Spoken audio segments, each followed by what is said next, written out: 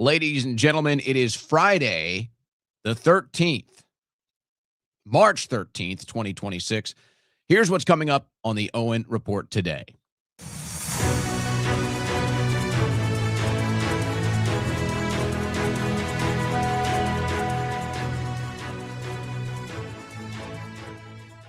Well, it's been a wild month, a wild year, a wild week. So this is a show now 2 days in the waiting, 2 days in the making. And we're really going to look at the different developments in the war with Iran. We're going to look at some of the individuals that are pushing it and how they're just known frauds, known liars, known foreign loyalists. We're going to go there. We got a little bit of stuff on the ground, but we're mostly still getting intentional confusion, intentional misinformation about what's going on the actual ground in the Middle East, in Iran, in Israel. And this is all being done intentionally. And it could be multiple factors at play as far as why we're not getting the truth out. But it makes it so much harder to do good and fair and accurate analysis when you have more misinformation, disinformation, and propaganda than you have actual facts. But we do have some actual facts we're going to get into. We're going to look at some of these developments. We have some new statements from President Trump today. We have some new statements from Pete Hegseth. We're going to be reviewing these. And then just look at some of the stuff that we know is coming out that at least is confirmed factually correct. And then we've got this new phenomenon now. We're going to hit on it a little bit. There's really no defending this you talk about the MAGA split from the standpoint of the Republicans and the neocons. There is no defense right now. There's no defense of this war because people like me, we were no war. We were anti-war. And that's okay. Not everybody thinks like me. But the problem is a vast majority of Trump voters do think like me and voted accordingly because we were told there would be no new wars in the Middle East, and it was a total betrayal.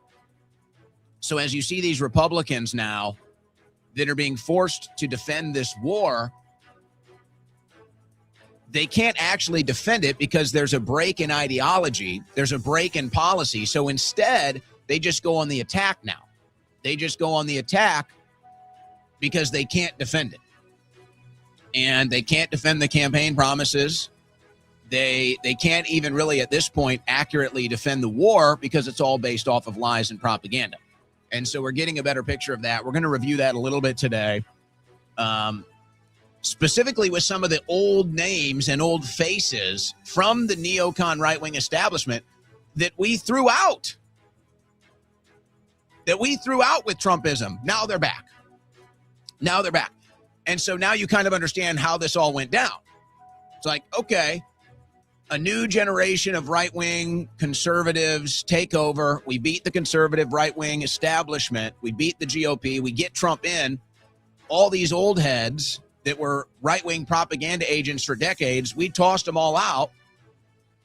Now that Trump has broken from his campaign promises, specifically the one on war, all the old neocon voices, they're all coming back.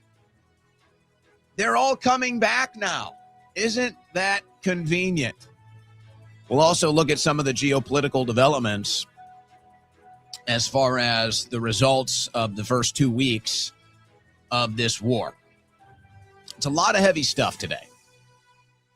It's a lot of heavy stuff, and the reason why this show was 2 days in the making was not just the volume of it, but the weight of it as well. Because there are certain issues, arguments that are now coming to the top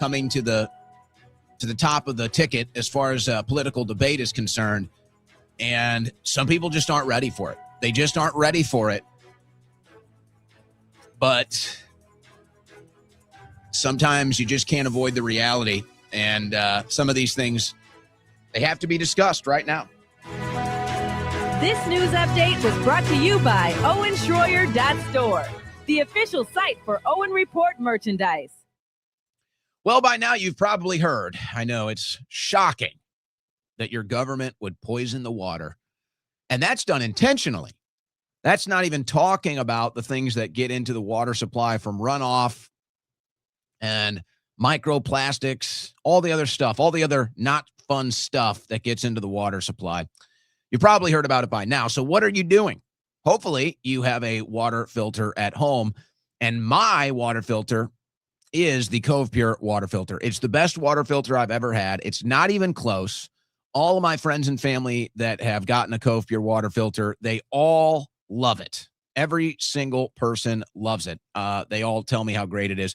CovePure.com/Owen. You can get $200 off right now. The Cove Pure water filtration system. Take your water filtration to the future with Cove Pure. Here's why I say that. This thing has a very easy to interpret and use digital interface on it that allows you to customize the temperature of your water, customize how much water you want dispersed. It even has a pitcher that you can take out of the system and just pour a glass of water, whatever. You put it back on the system, it refills itself. The water filtration method, also the best. Reverse osmosis, near total purity, then realkalizes the water. Take your water filtration to the future with Cove Pure. Go to CovePure.com/Owen. And when you go to that site, CovePure.com/Owen, you can get $200 off the Cove Pure water filtration system. You heard that right. $200 off for my listening audience at CovePure.com/Owen. Filter your water, folks. This is a no-brainer. This is a necessity. And do it with Cove Pure. CovePure.com/Owen. Turn my system on.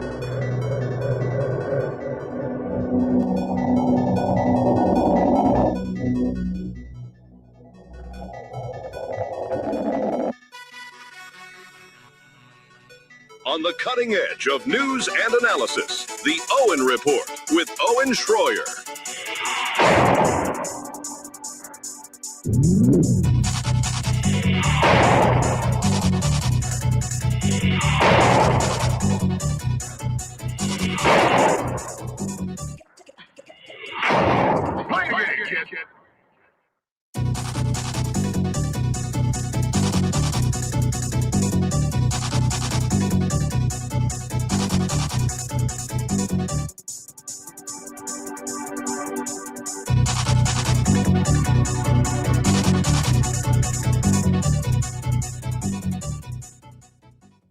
So there's this big drama from D.C. today with Jeanine Pirro, who is, she's pretty good. I don't have any problems with Jeanine, but she's definitely a bit of a drama queen. I don't know if I would put her in the bimbo category. I think she's a little more serious than that. But she does bring that drama. There's no doubt, she comes from a TV background. She knows how to do a television style presentation, let's say. So she's out there today. This was just on all the news networks right before we went live. And so she's out there today ranting and raving about this judge that is basically letting Jerome Powell off the hook. And she's really turning it on for the cameras. I give her credit. She is really a performance artist today. And hey, you know what? I don't really like Jerome Powell either, so go get him. What's ironic about this, and it is almost, I think this is going to become a theme, not necessarily for the show today. There'll be a little bit of this theme into the show today. And that's why when I saw it on the screen, all the news networks picking that up, I was like, yeah, this is the theme. So it's okay. Jerome Powell is the bad guy. The Trump administration is upset because they can't do this investigation into Jerome Powell. Okay. Guys, do you know who appointed Jerome Powell? Like, are you starting to get it? Who appointed Jerome Powell? Donald Trump. Who appointed Chris Wray? Donald Trump. So it's funny. To me, it's funny watching what goes on here, it's like, oh, Jerome Powell is the scapegoat. Jerome Powell is the punching bag. Jerome Powell is the bad guy. Jerome Powell was appointed by Donald Trump, just like Chris Wray. I'm no fan of either one of them. But it's like, at a certain extent, you have to understand this is becoming a theme. Trump puts these people in the position they're in, and then ultimately they become the bad guy. They become the scapegoat. And now you're seeing it with Kristi Noem. Is Hegseth next? Who's next? Will Patel be next? This is what Trump does. I think you could maybe even argue he has a history of doing this beyond just politics. And so this is where we're at. This is where we're at. And I just find it hilarious watching the MAGA seagulls, the MAGA seals barking and clapping at Jerome Powell. He was appointed by Trump. It's like, oh man, politics is weird. Isn't it, guys? Isn't politics just weird? So Powell's the bad guy today. Who will be the bad guy tomorrow? Talk about out of touch, by the way. Talk about out of touch. I don't know who recorded this video. I guess maybe it was James Blair is what maybe people are saying. I don't know who recorded this video.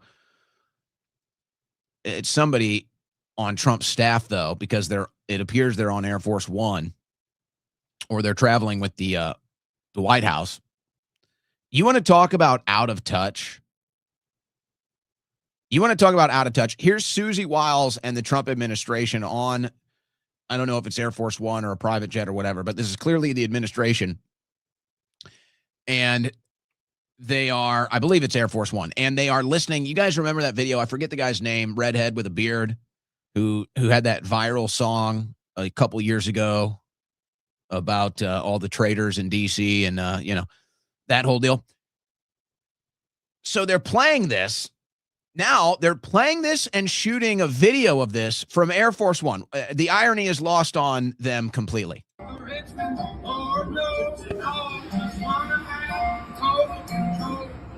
Know what you think, know what you do, and you don't think you know, James. but know that you do. $1 ain't shit, and it's taxed to no end. James, how do you like your fundraising tour? Phenomenal. More money for me.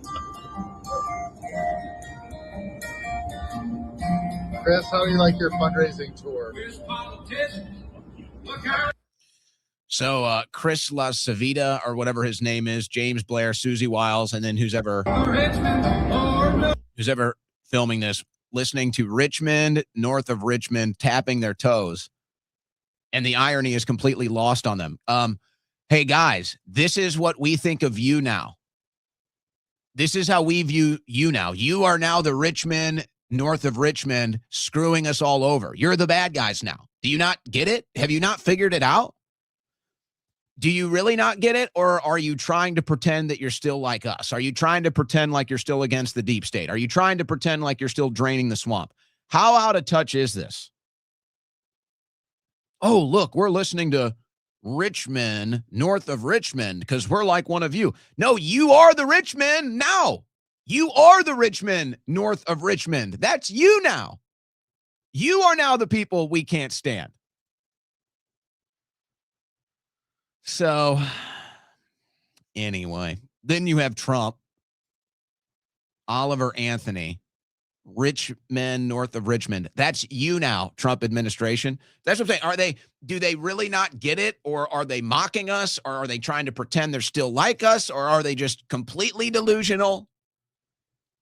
Maybe all the above.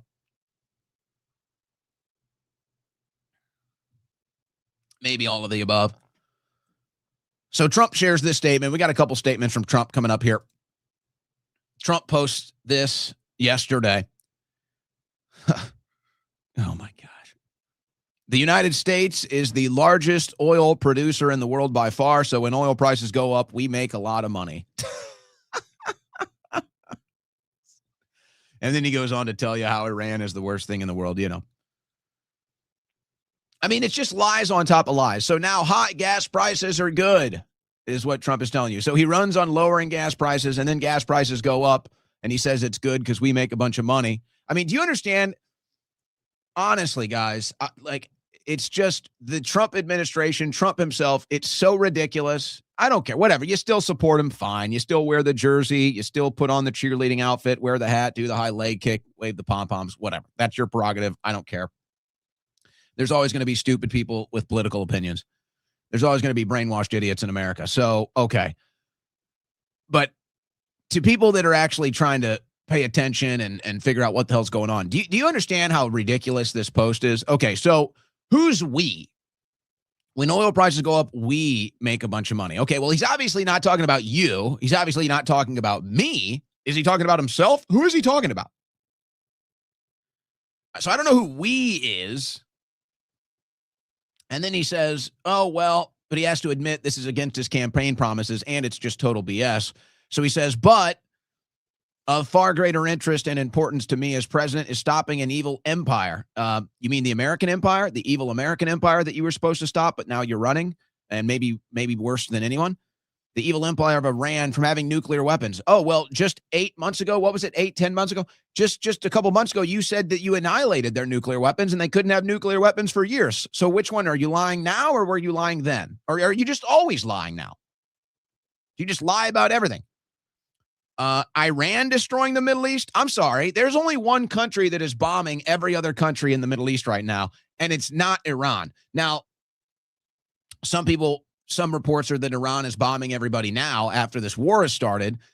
I'm not so sure if it's Iran. I'm not so sure if it's false flags. Remember, and this is mainstream news, this isn't controversial, Israel admitted it. Israel built a base in Iran. Israel literally has a base inside Iran that they can fire missiles and drones from. Just so you know. They bragged about that, by the way. That's not conspiracy theory. That is a fact that Israel was able to penetrate into Iran and establish a base to launch drones and missiles from. Just saying. So is Iran firing these missiles or is somebody else? Oh, Iran's destroying the Middle East. No, that's not Iran. That's Israel. So it's just lies on top of lies on top of lies on top of lies. And then this statement, we are totally destroying the terrorist regime of Iran, militarily, economically, and otherwise. Yet, if you read the failing New York Times, you would incorrectly think that we are not winning. Now, let's pause right there for a second. I don't know if it was the New York Times. Maybe it was the Wall Street Journal. I forget who it was. But after the bombing of Fordow, or the bombing of Iran's nuclear sites, when Trump said we destroyed their nuclear program, they're out of it for years now. I don't remember who it was. It might have been the New York Times. Somebody came out and basically reported that that was BS. But that's not what happened. And remember, Trump got all pissed off about that. And now here we are, and they're saying Iran is just days away from a nuclear bomb now. Iran, days away from having a nuclear weapon. So who's lying? Hey, I get it. I'm not telling you to trust the New York Times. I've had my issues with the New York Times. But hey, if the New York Times tells the truth, then what am I going to do? They're going to tell the truth. I'm going to say that's the truth. So who was lying? Who was lying about destroying the nuclear facilities? Trump has basically admitted he was lying then, or he's lying now. And at one point in time, it was the New York Times that came out and said this, and we had the same backlash. So it's like, now you've got two people that you know lie. You've got Donald Trump that you know lies, and you got the New York Times that you know lies. Fun situation. He says, if you were reading the New York Times, you'd think that we are not winning. Well, we aren't, because we we don't even have any interests. This is Israel versus Iran. This is Israel versus the Middle East. This is Israel versus the world. This has nothing to do with us. But now, thanks to you, Donald Trump, now it has everything to do with us. And just that fact alone is us losing. Just the fact that we're back into the Middle East, just the fact that we still have foreign and special interests controlling Washington, D.C., just the fact that 13 members of the American military have now died in this war, just those facts alone, we are losing. Forget about the actual military action. Forget about whatever is happening as far as military action and who's taking the bigger losses, whatever. Forget about that. I don't care about that.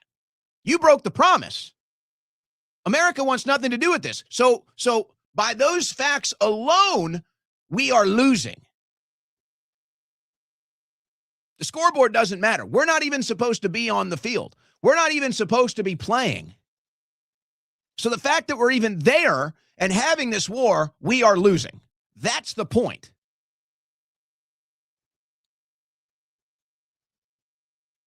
I have no doubt our military is stronger than Iran. I have no doubt that if we really wanted to do some diabolical things and wipe them out even more than we have, we could. The fact that we're even talking about it is the loss. That's the loss. And then he just goes on with the same propaganda for years that he used to call out. So today he goes on the phone with Brian Kilmeade. A couple interesting things here. First, this one was Trump lying then? Is he lying now? Does he even know what he's talking about? Maybe is the correct question. Does Trump even know what he's talking about? Was it earlier this week? Trump said, oh, everybody's got Tomahawks, so we really don't know because, one of our Tomahawk missiles killed hundreds of innocent schoolgirls. So, who knows whose Tomahawk it was? Everybody's got the Tomahawk. It's like, no, not really. That's ours. So he said that earlier this week. Now he goes on Kilmeade and says this about Tomahawks. Look, nobody has the technology or the weapons that we have, and the Patriots are an example of it. We have the Tomahawks. We have the Patriots. We have stuff that nobody's ever been able to produce, and they can't produce it like us. So earlier this week, everyone has Tomahawks. Now today, we're the only one with Tomahawks. Guys, what's going on? Look, support Trump. Fine. Support Trump all you want. Be loyal to Trump to the very end. That's fine. That's your prerogative. But at least be honest with yourself. At least be able to consume news and media from a factual basis in reality and deal with it like that. Is Trump just lying all the time? Does he just make stuff up on the go? Does he even know what he's saying half the time anymore? How do you explain this? At the beginning of the week, everyone's got Tomahawks. Today, we're the only one with Tomahawks. Does he even know what he's saying anymore? Does he even know what he's talking about anymore? Does he even care? Is he just lying all the time? So, hey, you want to support Trump to the bitter end? Fine, that's your prerogative. I'm not stopping you. I don't like where this is going. I feel totally betrayed. That doesn't matter either.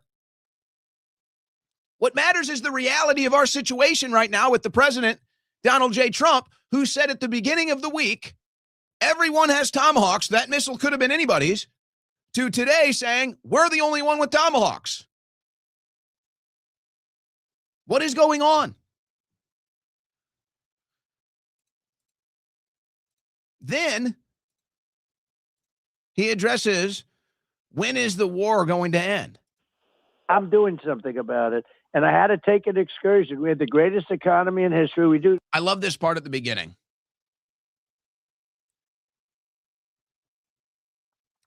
The truth finally comes out. The truth finally comes out. We had to take an excursion. Do I need to translate that for you? Do you need a translation? We had to take an excursion. So basically now there's no denying America First is dead. MAGA is dead. And this administration has not prioritized any of America's main interests at all. I mean, we can just come out and say it. I don't think it's as simple as saying it's all about Israel. I think there are special interests and foreign interests involved. But yes, directionally, Israel is getting much more attention from this administration than America. I think that is an observable fact, an undeniable fact. So there, Trump just admits it. He calls it an excursion. So now we're past denying that this administration is not America first. We're past denying that Make America Great Again is not happening. We're past denying that America's interests are being put first. We're past denying it. Now we're just saying, well, this is just an excursion. It's like, yeah, we're not prioritizing America's needs or interests. Yeah, we're prioritizing the foreign interest, the special interest in Israel. Yeah, that's pretty much everything this administration is doing now. It's just an excursion. It's just an excursion, he says. I love that little admission. I'm doing something about it. And I had to take an excursion. We had the greatest economy in history. We still do. Oh, this will bounce right back. When it's over, and I don't think it's going to be long, when it's over, this is going to bounce right back so fast. When are you going to know when it's over? When I feel it. Okay. I feel it in my bones. Will you ask anybody in particular? Would that be some of the a joint decision? Well, I deal with people. I have great people. Yeah. I'm doing. When is it going to be over? When I feel it in my bones. What are we doing, man? What are we doing? So we're going with this is the when I feel it in my bones administration now. Imagine if Biden said any of this. Because honestly, again, whatever. Your prerogative in politics is your prerogative, okay?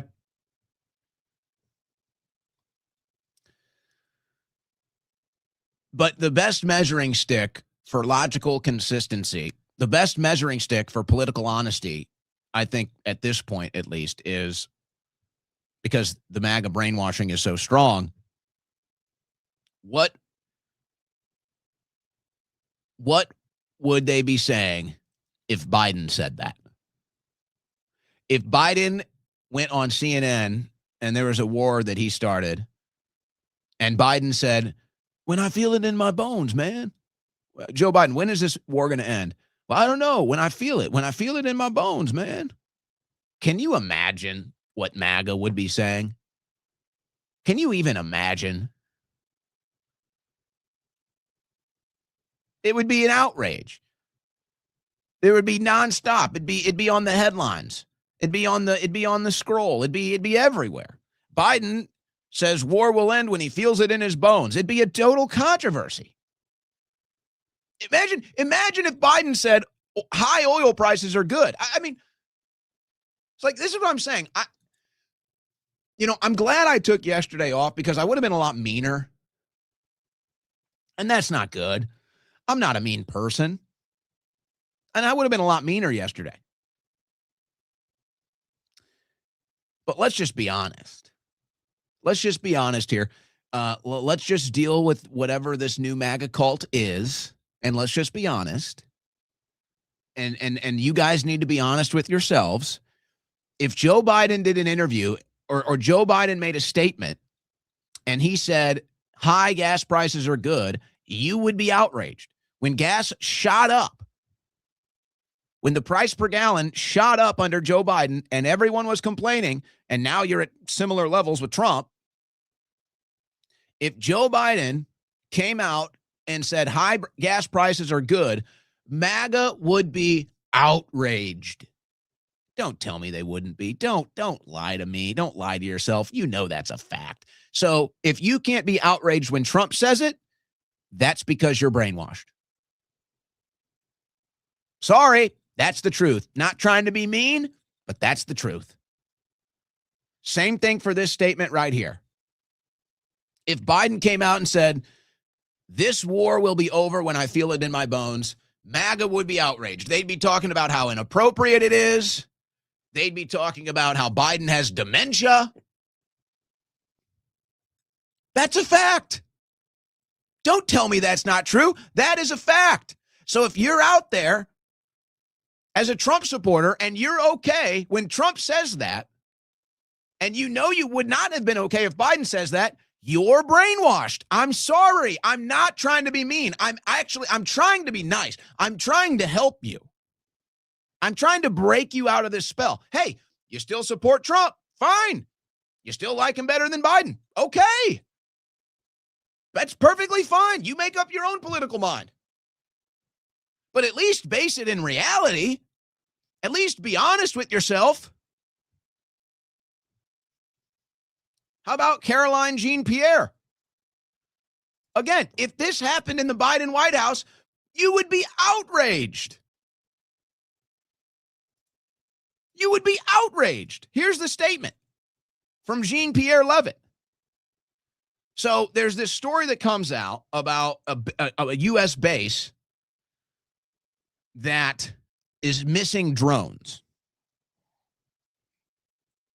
I mean, we're talking about some of the most advanced technology out there, the most advanced drone technology out there, and drones go missing from a U.S. base. I don't even have that story in my stack today, but okay, I don't think it needs to be presented about how crazy that is. I don't think it needs to be presented today how insane that is, that the top level drone technology and drones went missing from a U.S. base. Okay, I think that kind of speaks for itself. So then the FBI comes out and says, oh, well, we have a warning now because we think that Iran could retaliate with drones on the West Coast. Now, remember, there was a fake intelligence report. I believe it came from Israel, but that's just a belief. We don't know where it came from because they never told us. But Trump came out and debunked it after he won.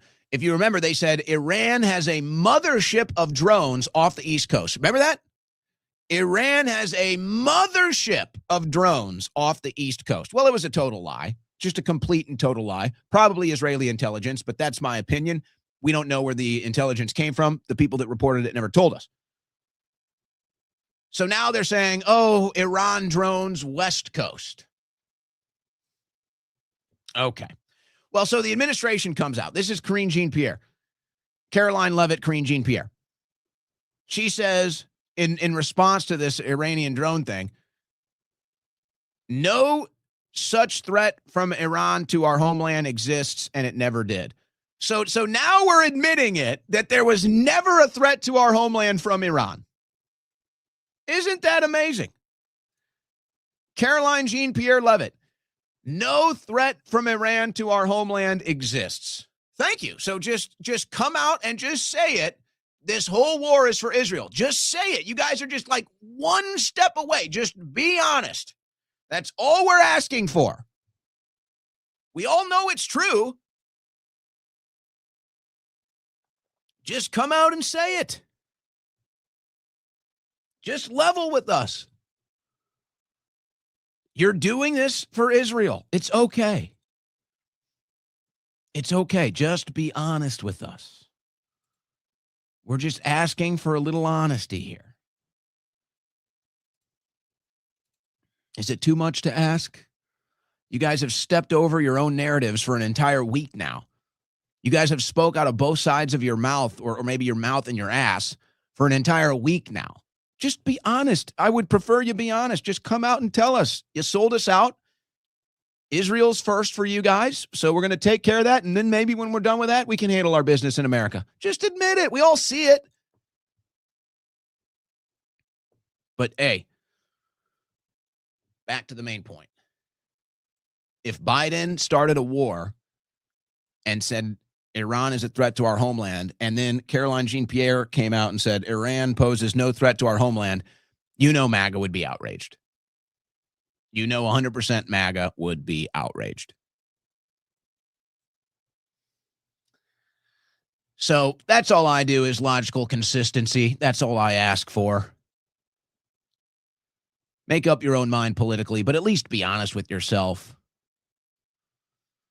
At least be honest with yourself and the people that you're talking to. Because at this point, you're no better than the left. You're no better than the liberals that you attacked and still do. You're virtually the same. You just have a different direction. You wear a different color, a different hat. But you're virtually the same. Spiritually, you're pretty much the same. Results-based, pretty much the same. There's some policy differences, but overall, the results, pretty much the same. And it just bothers me, you know? It just bothers me. That's all. What can I say? just irks me a little bit. So we're going to talk a little bit more about some of the costs of this war that we're starting to add up. But you might be thinking about, what do I need to do to get prepared? You might be thinking about that. Let's hope it doesn't get to that point. But if you haven't done anything for emergency food supplies, we've got an offer right here for My Patriot Supply, exclusive for this audience, ladies and gentlemen. You want to take advantage of this. If you're concerned about an emergency and needing to have an emergency food supply, here you go. A 4-week emergency food supply kit plus 1-week ammo can right now for this audience at preparewithowen.com. Preparewithowen.com. This is from our friends at My Patriot Food Supply. The best quality emergency food out there. You're getting at least 2,000 calories a day, real meals made with real ingredients, no artificial flavors or colors, and shelf life measured in decades. So you can hold on to this stuff for a long time. You'd rather have it and not need it than need it and not have it. So this is the perfect way if you're concerned about this, if you're thinking about emergency food supplies, if you haven't even started as far as emergency food supplies are concerned, go to preparewithowen.com today. That's preparewithowen.com. Or you can just scan that barcode up on the screen, whichever one you prefer. Scan that barcode or go to preparewithowen.com. 4-week plus free 1-week ammo can right now, emergency food supplies for this audience. Check that off the list, folks, so that you don't have to worry about it. Preparewithowen.com. So let's look at some of these other costs starting to add up. You know, I do wonder how much this has really cost us as far as military, let's say, assets are concerned. U.S. has burned through years of munitions since start of Iran war. Sorry, guys, it's behind a paywall here. Need to get a subscription. But the story in the Financial Times is how, we've basically bled through a lot of our military assets, ammunition, bombs, etc. And of course, you know, with how much we've given to Israel, with how much we've given to Ukraine, and now these other Gulf nation states that we cut deals with, they're coming back and they're saying, you betrayed us because you said you would have this munitions and you're not giving it to us.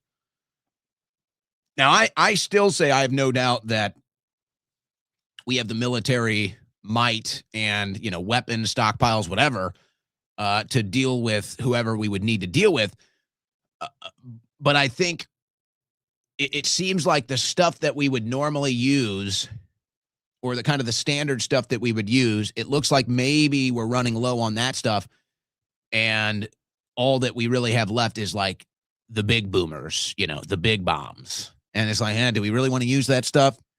It's like we have the all-out heavy warfare stuff that if we really needed to engage in a massive war like that we could do it. But, you know, kind of the lighter stuff that it's more strategic, trying to do low death count, whatever. It seems like we might be running out of that. And so I think that what's going to happen, and again, this is what I kind of been saying all week. I think what they're going to have to do is there's two options on the table. I believe there's two options on the table right now with the Trump administration as far as this war in Iran is concerned. And as you know, Israel can throw a rock into this plan at any time and screw us over. But it seems like right now the options are bring out the big bombs and just bomb the hell out of Iran, worse than we already have. And I've got some numbers on that in a second. But I mean, like, you know, when Trump talks about weapons we've never seen before, I'm talking about, like, you and I might have to see the equivalent of an atom bomb. I doubt there is anyone in this audience that has lived through such an explosion, such a bomb being dropped. I think that's one option on the table right now. To just hit them with a massive bomb that just annihilates the whole city. Just like Tehran, gone. Hundreds of thousands dead with the drop of a bomb. I think that's very much on the table.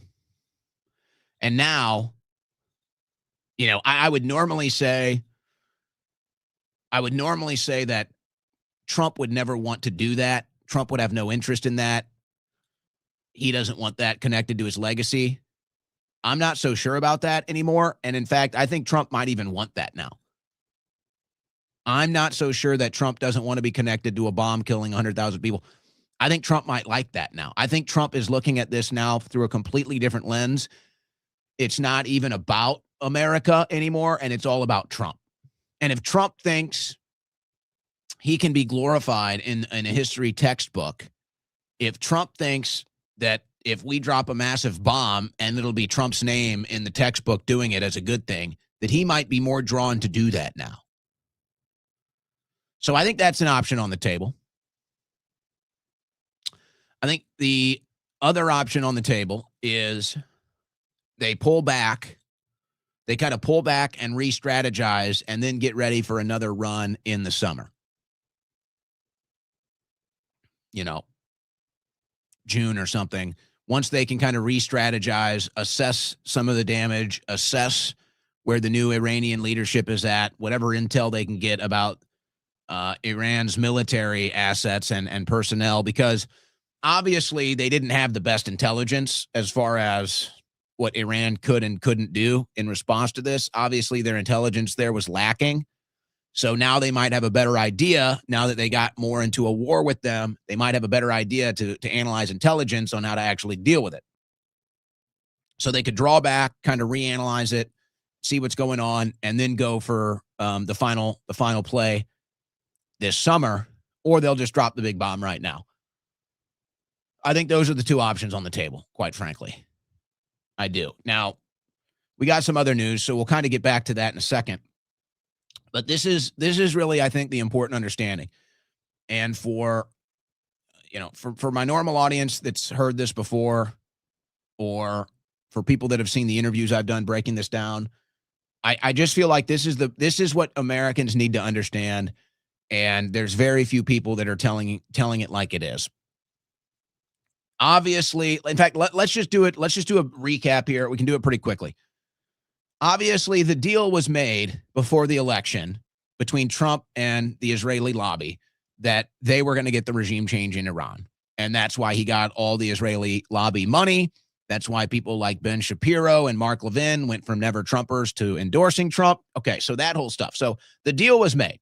The deal was made that in order for Trump to win, he would have to partner with the Israeli lobby.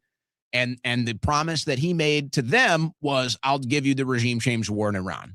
So anything he said in the campaign against that, a total lie. Or maybe he thought he could do it without getting into a war and he just mismeasured it. But regardless, the outcome was the same. He made the deal. You fund my campaign.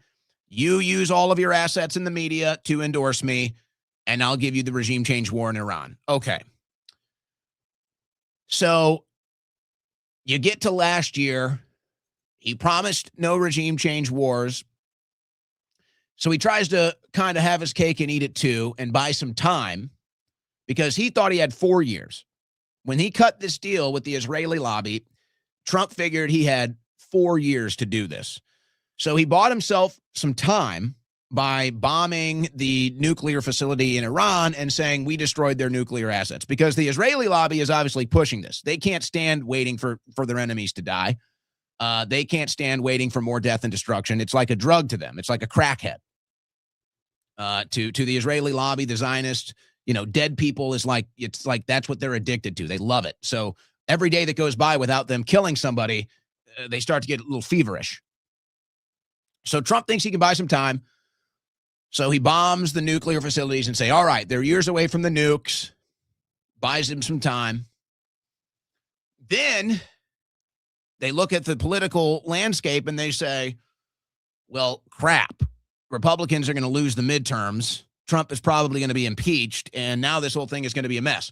So Benjamin Netanyahu comes to the White House 7 times. Benjamin Netanyahu goes to Mar-a-Lago on New Year's Eve, and they decide, okay, the 4-year window for regime change in Iran is now down to 2. Now we have to do it before the midterms because we're screwed. This administration has failed. looks like the Republicans are going to lose the midterm. So now you got a 2-year window. So, okay. That decision was made at Mar-a-Lago on New Year's Eve. So then they figure, okay, first let's go for the ground insurgency, send in Mossad, send in the CIA, try to have a color revolution on the ground to overthrow the Iranian regime. It fails. You know, they say a bunch of protesters were killed, whatever. Those were insurgents that were working with or even directly for Mossad and the CIA to overthrow a regime. So that totally fails.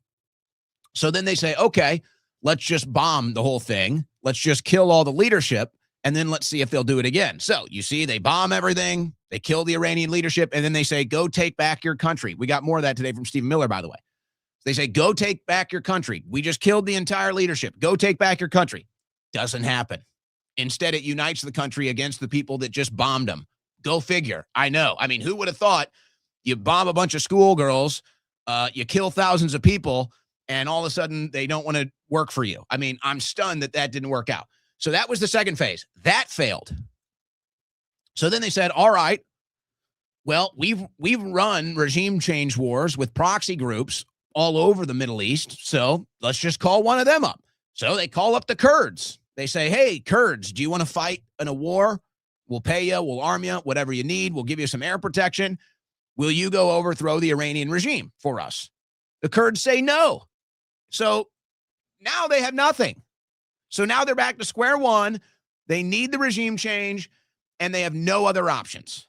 So they're either going to drop a massive bomb, maybe this weekend, or they're going to declare victory, pull out, and then they will probably come back and try to do it again in the summer. So that's what I'm looking at. But let's get back to the news. But it's very important that you understand that that's how this went down. That's the developments here. That's where we're at today. This is from the Financial Times story, by the way. As the U.S. and Israel sought to degrade regime institutions, they have hit more than 20,000 non-military buildings, according to Iran's Red Crescent, including 17,000 that were residential. Well, you can take that with a grain of salt. The numbers, that's fine, but everybody sees that the strikes in Iran have just targeted everything in Tehran and have resulted in thousands of dead people, not just military, not just political, not just theological leadership, citizens. So the numbers, you know, you can take whatever you want for the numbers, but we can all look and see what's happening. They're bombing the hell out of the whole country. They're bombing the hell out of Tehran specifically. So Stephen Miller. So here we go again. So maybe Miller is telling them, let's try for the ground revolution one more time. This is what he said last night on Fox News. The days to come. Well, you asked earlier as well about the future of the regime, because I didn't want to leave that question hanging. The president's been clear on this point too, Jesse. The people of Iran have an opportunity, if they choose to take it, their last best chance to claim control of the future. But whatever choice they make, President Trump has been abundantly straightforward in saying the United States will pursue and achieve its military objective. All right. Makes sense to me, Mr. Miller. Thank you as always. We appreciate it. So, you know, I think Stephen Miller is probably in touch with the feelings of the base as much or more even than anybody in the administration. And you know, you can talk about whatever his own agenda might be. But I think Miller clearly understands here that this war is not popular. It's turning people against Trump. And strategically, it's going to cost Republicans in the midterm, which will also hurt the administration.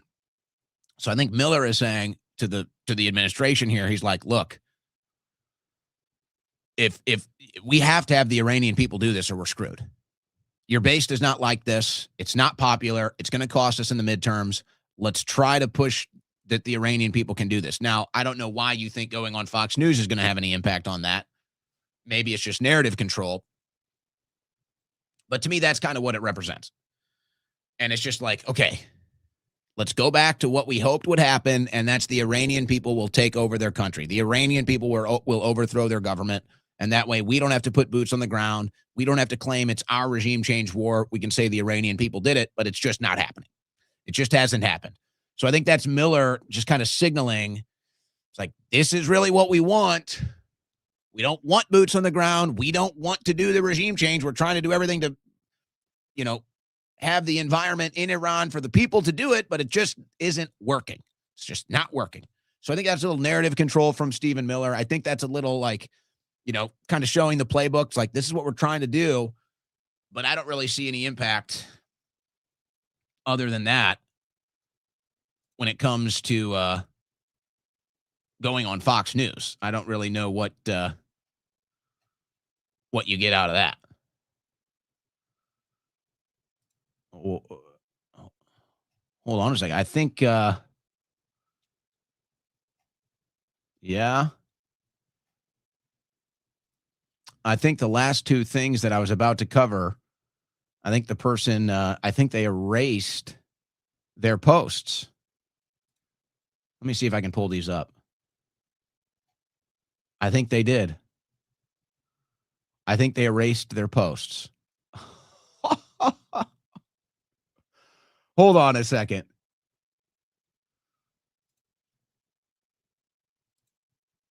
I think they erased them. Okay.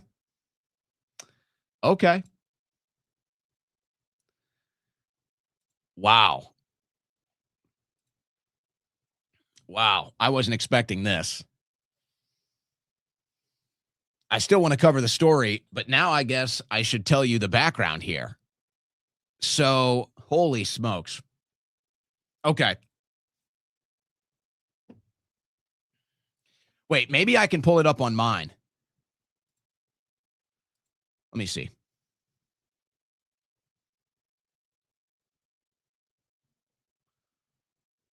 Let's see here.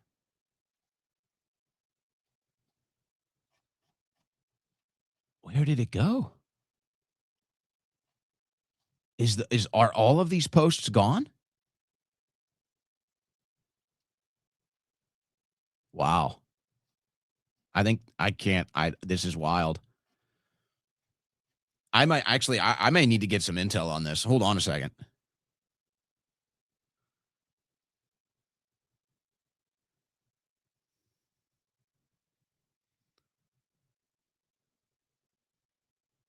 Hold on a second here, guys. I need to figure out what's going on with this. Okay. This is weird. Something's weird. Something weird is going on X right now. It looks like these posts have been erased, but it might have been from X. It actually might have been X that erased these posts. I can't find it. I have somebody looking into this right now. So, okay, let me deal with that later to try to figure out what the hell is going on with that. This is really weird. It is not pulling up. These posts are not pulling up on my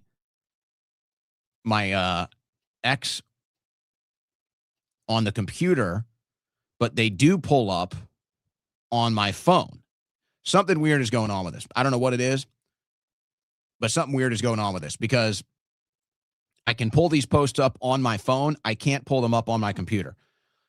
They are not on there. And it's not just my posts. It's other posts that I was going to show you. So I'm sorry for this clunky transition here. So let me tell you what was going on. A Polymarket.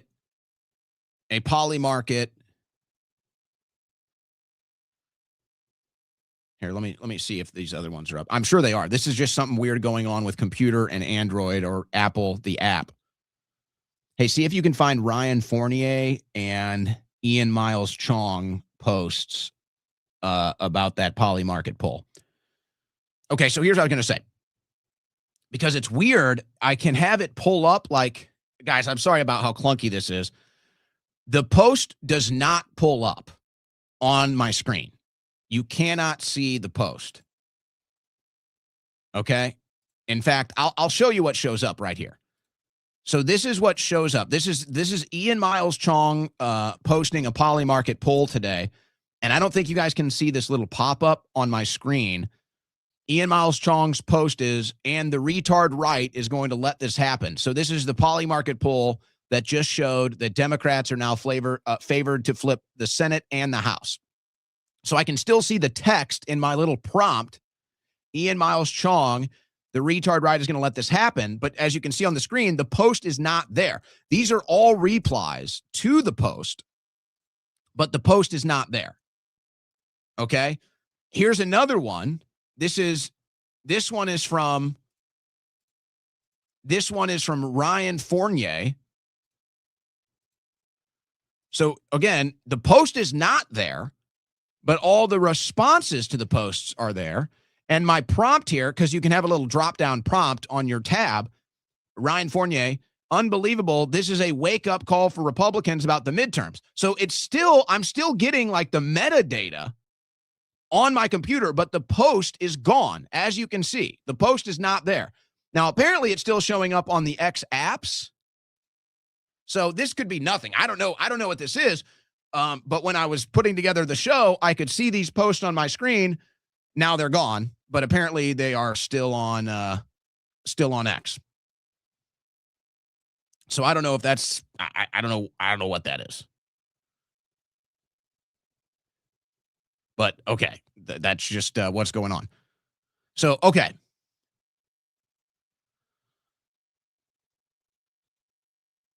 Did you just add that? I think producer DMT is adding this right now. So, okay. So there's something weird going on with this. So producer DMT put it on the screen. Well, good, because I can't get it. It won't pull up on my deal. I'm having to squint because it's in a tiny screen for me. Let me change this. That's really strange. So, okay, so here's the post. So thank you. All right. So here's the post. I can't pull it up for whatever reason. So producer DMT coming through. So the Polymarket poll shows Democrats are now favored to flip the House and the Senate. So Ian Miles Chong, the retard right is just going to let this happen because they're fixated on Jeffrey Epstein and think Israel controls Trump. So let's actually address this. First of all, Ian Miles Chong has posted about Epstein plenty of times, but whatever.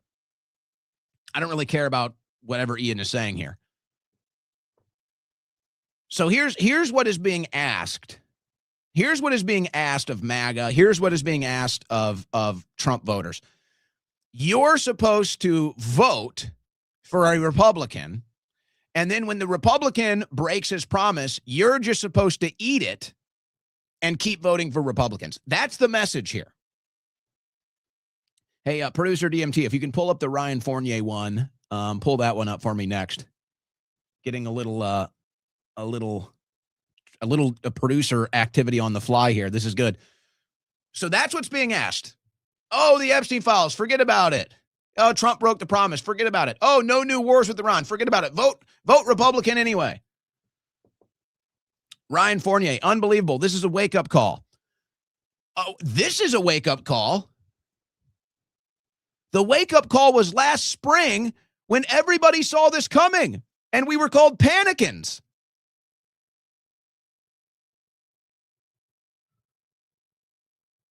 That was the wake-up call. The wake-up call came a year ago. Isn't this amazing? Isn't it amazing how far behind these people are? And then they get mad at us just because we're so far ahead of them, just because we're light years ahead of them politically, just because we can see around the corner. How about DMT coming through? That is the most activity DMT, I think, has had on the show, like maybe ever in a long time. I like that. He mostly just monitors sound and makes sure we don't have any audio issues. But coming through in the clutch, how about that one? He might be aching to get on air, too. I don't know. We'll see if that happens. So, no. This isn't, hey, vote Republican no matter what, even when they break your promises. That's not going to work. This isn't, oh, this is a wake-up call. No, the wake-up call was last year. Why would we vote for a party that's we know is going to betray us? Oh, because they're better than the left? How are they? Are they really that much better than the left at the end of the day? I'm not even here to have that debate. I'm just telling you, the wake-up call was last year, and we were called panicans, and we were told that they don't need our vote. And by the way, we're still told they don't need our vote.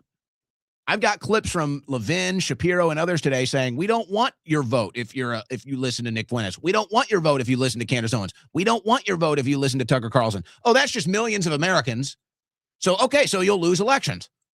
And then you're mad at us because you don't do what we want. You steal our movement. You co-opt our movement. You lie to us. You deceive us. You stab us in the back. And then you're shocked when we don't want to vote in your interests. You're shocked after all of the lying and double dealing that you do. And then you're shocked when we say, hey, fuck you. You're stunned by it. It's like, hey, we just lied to you and stabbed you in the back. Why don't you like me? Why won't you vote with me? Because fuck you. That's why. Oh, it's a wake-up call. Hello? We've been warning about this for a year. Oh, you're a retard. You're a retard if you vote for people that lie to you. What? What has happened to this movement, man? What has happened to this movement? Okay. Here you go. Here's an example. There's nothing they can do, folks. It's the equivalent now of the brainwashed left that we dealt with for 4 years now. Jim Jordan on CNN confronted by Trump's lies during the campaign. President Trump makes decisions. President Trump makes decisions that are in the best interest of our country. President Trump does what he said he would do. He told the American people he'd secure the border. He did. He told him he'd cut taxes. He did. He told them that he wouldn't start any new wars. He'd make sure this regime didn't get nuclear capability. And he's making. By the way, just quickly, how many people out there feel like taxes were cut? Please. The impact of Trump's so-called tax cuts is barely felt. I mean, it's hardly anything. Sure that is going to happen, that they do not get that capability in any way, shape, or form, because that would be, as Senator Graham said, what I think would be devastating for the price of oil and for all kinds of other reasons. That would be a bad outcome. So you talked a little bit there about what the president said. I want to show you some of the things he said on the campaign trail and even before he ended up on the presidential campaign trail. Let's watch. Our president will start a war with Iran because he has absolutely no ability to negotiate. We should have never been in Iraq. We have destabilized the Middle East. We more and more are not wanting to be the policemen of the world. I will expel the warmongers from our national security state. We're going to end these endless wars, They're drafting you to go and fight in some country that I've never heard. They said, he will start a war. I'm not going to start a war. I'm going to stop wars. I'm not going to start a war. I'm going to stop wars. How is that an example of President Trump doing what he said he was going to do? Casey, he tried to. Go listen to the interview Mark Levin had with Steve Witkoff. Oh, and he cites Mark Levin. Oh, I mean. They tried to negotiate with Iran, with the largest state sponsor of terrorism. They were willing to sit down with and try to figure this out.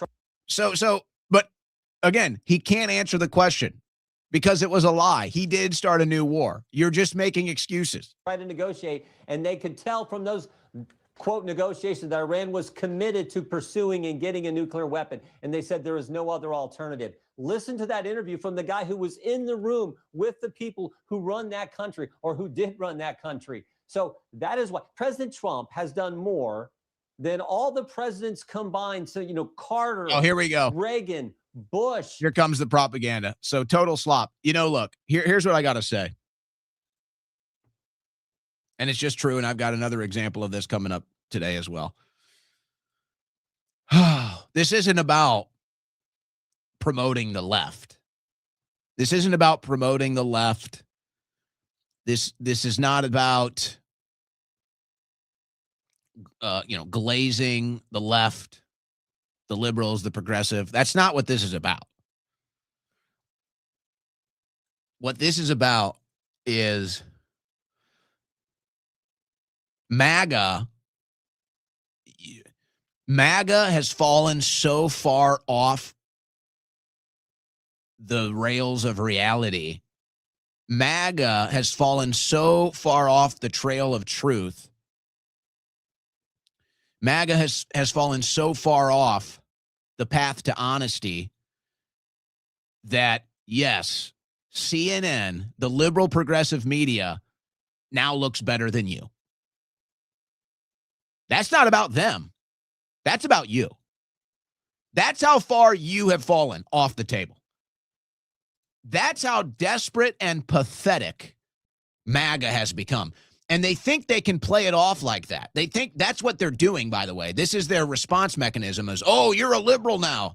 Oh, you like CNN now. Oh, you like Democrats now. None of that is true. You're just worse than them now. That's all it is. You're just worse than them. You're bigger liars than them. You're more brainwashed than them. And you have less logical consistency than them. That's what this is about. This is not about the left, the liberals, the progressives moving any direction politically. Has nothing to do with it. This isn't about me moving in any direction politically. This is about you in MAGA. You are now worse than CNN and liberal progressives. You are now worse than them. That's what this is about. That's how far you have fallen. So you can sit here and point the finger and name call and all the other stuff. For intelligent people, for politically sophisticated, intelligent people, that doesn't work. You guys are the dumb ones now. You guys are the mouth breathers now. You guys are the ones drooling at the mouth. That's you now. You're now worse than liberal progressives. That's how bad this is. And yes, we did warn you about the midterms last year. That was us. And what did you do then? The same thing you're doing now. Oh, you're liberals. Oh, you're anti-Trump. Oh, you're panicking. Oh, we don't need your vote. Yeah. How's all that looking now? How's all that looking now? Guess we were right, huh? Yeah. We always are, in case you haven't figured that one out. And now I'm not going to play the clip, but I've got Bill O'Reilly and Glenn Beck. I mean, they're dragging up the same neocons from the Bush years. It's unbelievable. They're dragging out all of the anti-Trump neocons and the Bush propagandists, and they're putting them back in front of the American people to push this war. I mean, Glenn Beck, Cheeto face. Bill O'Reilly, rejected from Fox News, became completely irrelevant after he left Fox News. Nothing. Nobody listens to him. Had to cancel tours because nobody gives a damn. A total network guy with no real impact.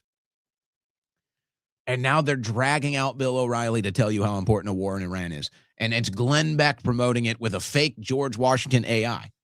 And you guys think this is going to work? We rejected this. We already rejected this garbage.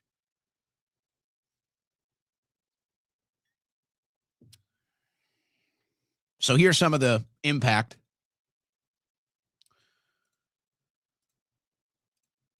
I guess, I mean, I don't know. It's just totally chaotic here now.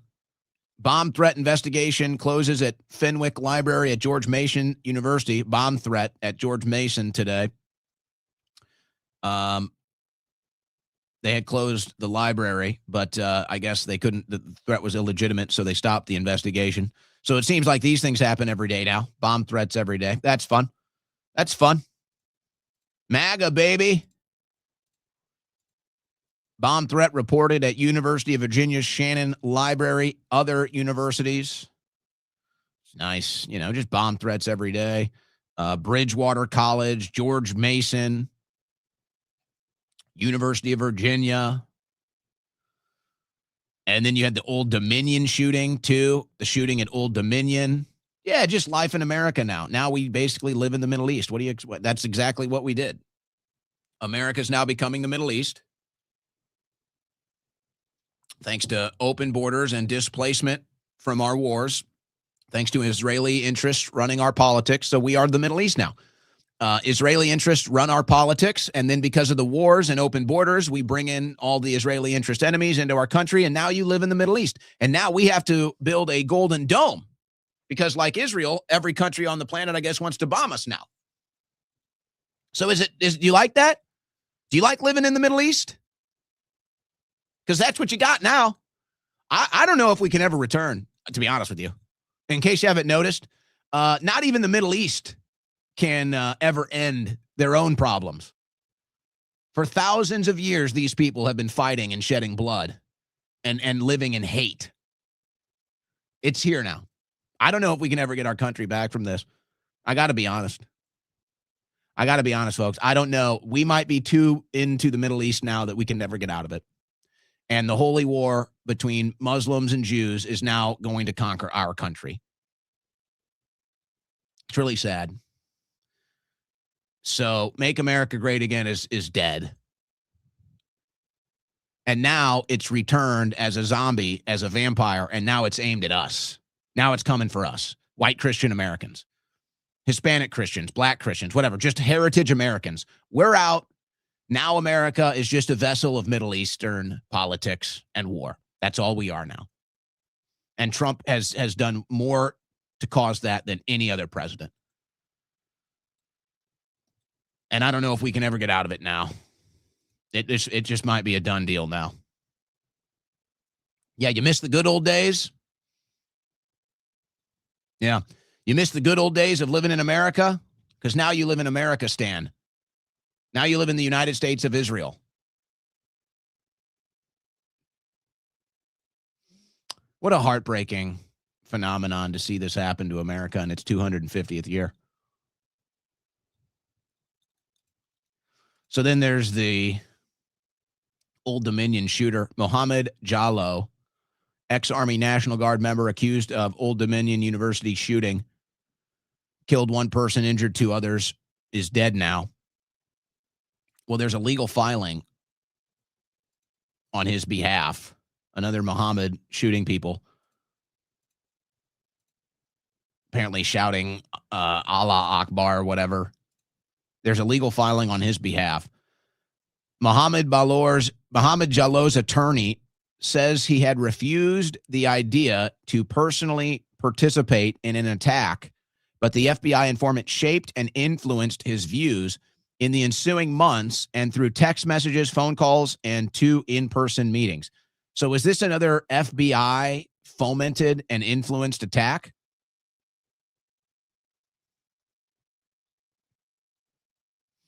Oh, yeah, it's the FBI out here, like in the Whitmer case. It's the FBI out here looking for bad apples, looking for bad eggs. And then it's the FBI that's actually really organizing and doing the whole entire operation. But, it's to stop the operation. We'll see about that. But, I know you're not going to see that anywhere else in the media, so.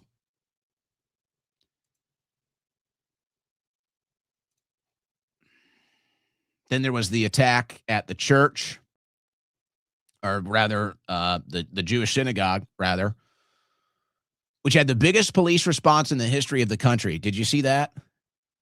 And Whitmer, the governor, came out. It's anti-Semitism. Now, a couple of things with this. I don't even know if I want to say this, honestly. But I was told, because this was the biggest police response ever. Anybody that saw it, there were like thousands of police personnel that responded to this incident at the synagogue. More so than any school shooting, more so than any other incident like this, any of the college shootings, anything. There's never been a police response like this. Now, I was told, I don't know, take it with a grain of salt. I was told that there is, in many of these jurisdictions, police training that anytime they don't do this for any other thing. But if there's an attack on a Jewish synagogue, there's a new special protocol that goes into play, and it's like literally everyone has to go there. It's like number one top priority. Bomb threat doesn't get this priority. School shooting doesn't get this priority. There's a new priority within some of these jurisdictions that, no, we're responding and prioritizing anti-Semitism above all else. So I don't know. Take it with a grain of salt. I'm not a police officer. That's what I was told. But if you look at the response to this, maybe that's why you had it. Now, they were really quiet. They were really quiet about who did this, who rammed the car into the synagogue. They were really quiet. And then Ryan Grimm, he was the first one to break this. And we'll get to this in a second. But, okay, he broke it. Then they confirmed it. Who was Ayman Ghazaleh, man linked to Temple Israel synagogue shooting in West Bloomfield, Michigan. Reportedly, that was the name of the suspect who rammed an explosive-laden vehicle and opened fire at Temple Israel synagogue, injuring a guard. So they were really hush-hush about this at first. And then Ryan Grimm broke it. He was the first to have it as far as I saw. And then they basically confirmed it. And this was the post that I think kind of forced the hand of the rest of the media. The man who rammed his explosive-laden truck into a Michigan synagogue was named Ayman Ghazaleh. According to a source familiar with the situation, Ghazaleh posted photos overnight of his family members, including young children who were killed in a recent Israeli attack on the town of Mashgara, Lebanon. Now, there's a lot of angles to this, obviously. And it's hard to just even tackle each one of them because they're all kind of separate in their own way. But first of all, you would have to address it like this. Obviously, it is not fair to attack a synagogue in America, a Jewish place in America, because of what Israel is doing in Lebanon. Obviously, that is a false equivalency. Obviously, that shouldn't be happening. Okay? Obviously. But unfortunately, that is what's going to happen. So, two things can be true. That shouldn't be how this is approached, but that's exactly how this is going to be approached. And that's why I warned last year, and I shared the video on X recently. That's why I warned last year. I said, or it was 2 years ago, I don't remember. And I said, look, if you really care about the Jewish community, you need to deal with what Israel is doing, because Jews are ultimately going to pay the biggest price for everything Netanyahu and Israel is doing right now. So I'm not, this is obviously wicked. This is evil. This is awful. It's like, I shouldn't even have to say that. But it's like, you don't see people, nobody will do that for all the death and destruction in Gaza. Nobody will do that for all the death and destruction in Lebanon. Nobody will do that to the Iranian schoolgirls that gets blown up. Like, nobody sits back and says, oh my gosh, this is so awful. So this man's family was killed by Israel. So he takes it out on American Jews in Michigan. That's what happened. This whole thing is a disaster. And that's why I'm telling you, you now live in the Middle East. This is how the Middle East has been for thousands of years. This is the holy war in the Middle East for thousands of years. Now it's in our country. That's what this is. And guess what? You haven't even begun to see what the political measurements are going to be in response to this. We're going into the surveillance state, folks. Because the Muslims don't run this country, despite what psychotic freaks like Laura Loomer tell you. The Muslims don't run this country. They've got their little enclaves, no doubt about it. They've got enclaves. They've got communities. They don't run this country. Israel runs this country. And they will be building a surveillance state in this country directly because they know that Muslims are here that might want to drive into a synagogue and blow it up. And so now we are going to have to sacrifice our country. We are going to have to sacrifice our Constitution, our right to privacy, and our right to free speech to protect Israeli interests. That's what's going to happen in our country. And it's happening right now, and the Trump administration is doing it. And this is not a conspiracy theory. This is not conjecture. This is literally happening. And I've got other stories in the stack today that's going to prove it. What a tragedy. What a nightmare. Middle East politics is going to destroy the United States of America. Not liberals, not conservatives. Middle East politics. What a tragedy. What an absolute tragedy. And I don't know what you do now. I don't even know what you do now. What are you going to do? Deport every Muslim? What are you going to do? Deport every Jew? Obviously, neither of those things is going to happen. You'll see calls for one of them, and that'll be endorsed, but it's not going to happen. Our country might be gone, guys. I'm sorry to say.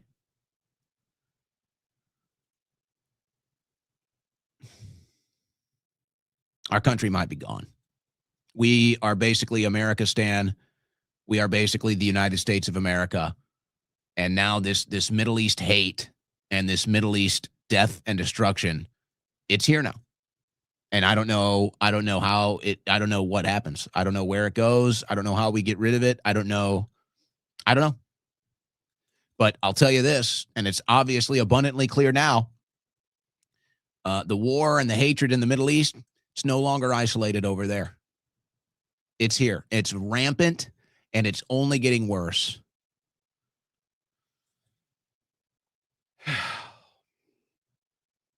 And it is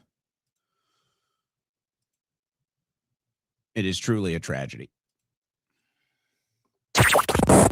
You're listening to the Owen Report on the Win Network. All right, folks, what are you doing to diversify and protect your wealth? What are you doing? Have you thought about precious metals? Have you thought about gold? Have you thought about silver? Probably. You've been seeing it all over the news lately. So, yeah, you probably have been thinking about it. I suggest giving my friends at Allegiance Gold a call. That's it. Just a call. It's a free call. They'll give you all the information. They'll answer any questions you have with a simple phone call. 844-790-9191. 844-790-9191. And while you have them on the phone, ask them about their $5,000 in free gold and silver with qualified investments. Just a free phone call. Any questions, concerns you have when it comes to precious metals, they're just a free phone call away. And while you give them that phone call, ask them about $5,000 in free gold and silver with qualified investments, whether through your 401k, IRA, or savings. They make it simple to make the move. Or you can go to protectwithowen.com. That's protectwithowen.com. The reason why I partner with Allegiance Gold is because they have nearly 10,000 clients nationwide and an A+ with the Better Business Bureau. A+. They've earned it. They've earned it, folks, and that's why we have partnered with them. But hey, if you're still thinking about it, you're not really sure, you've got questions, the phone call is free. 844-790-9191. Ask them about that $5,000 in free gold and silver with qualified investments, or go to protectwithowen.com. Protect your wealth, because no one else will.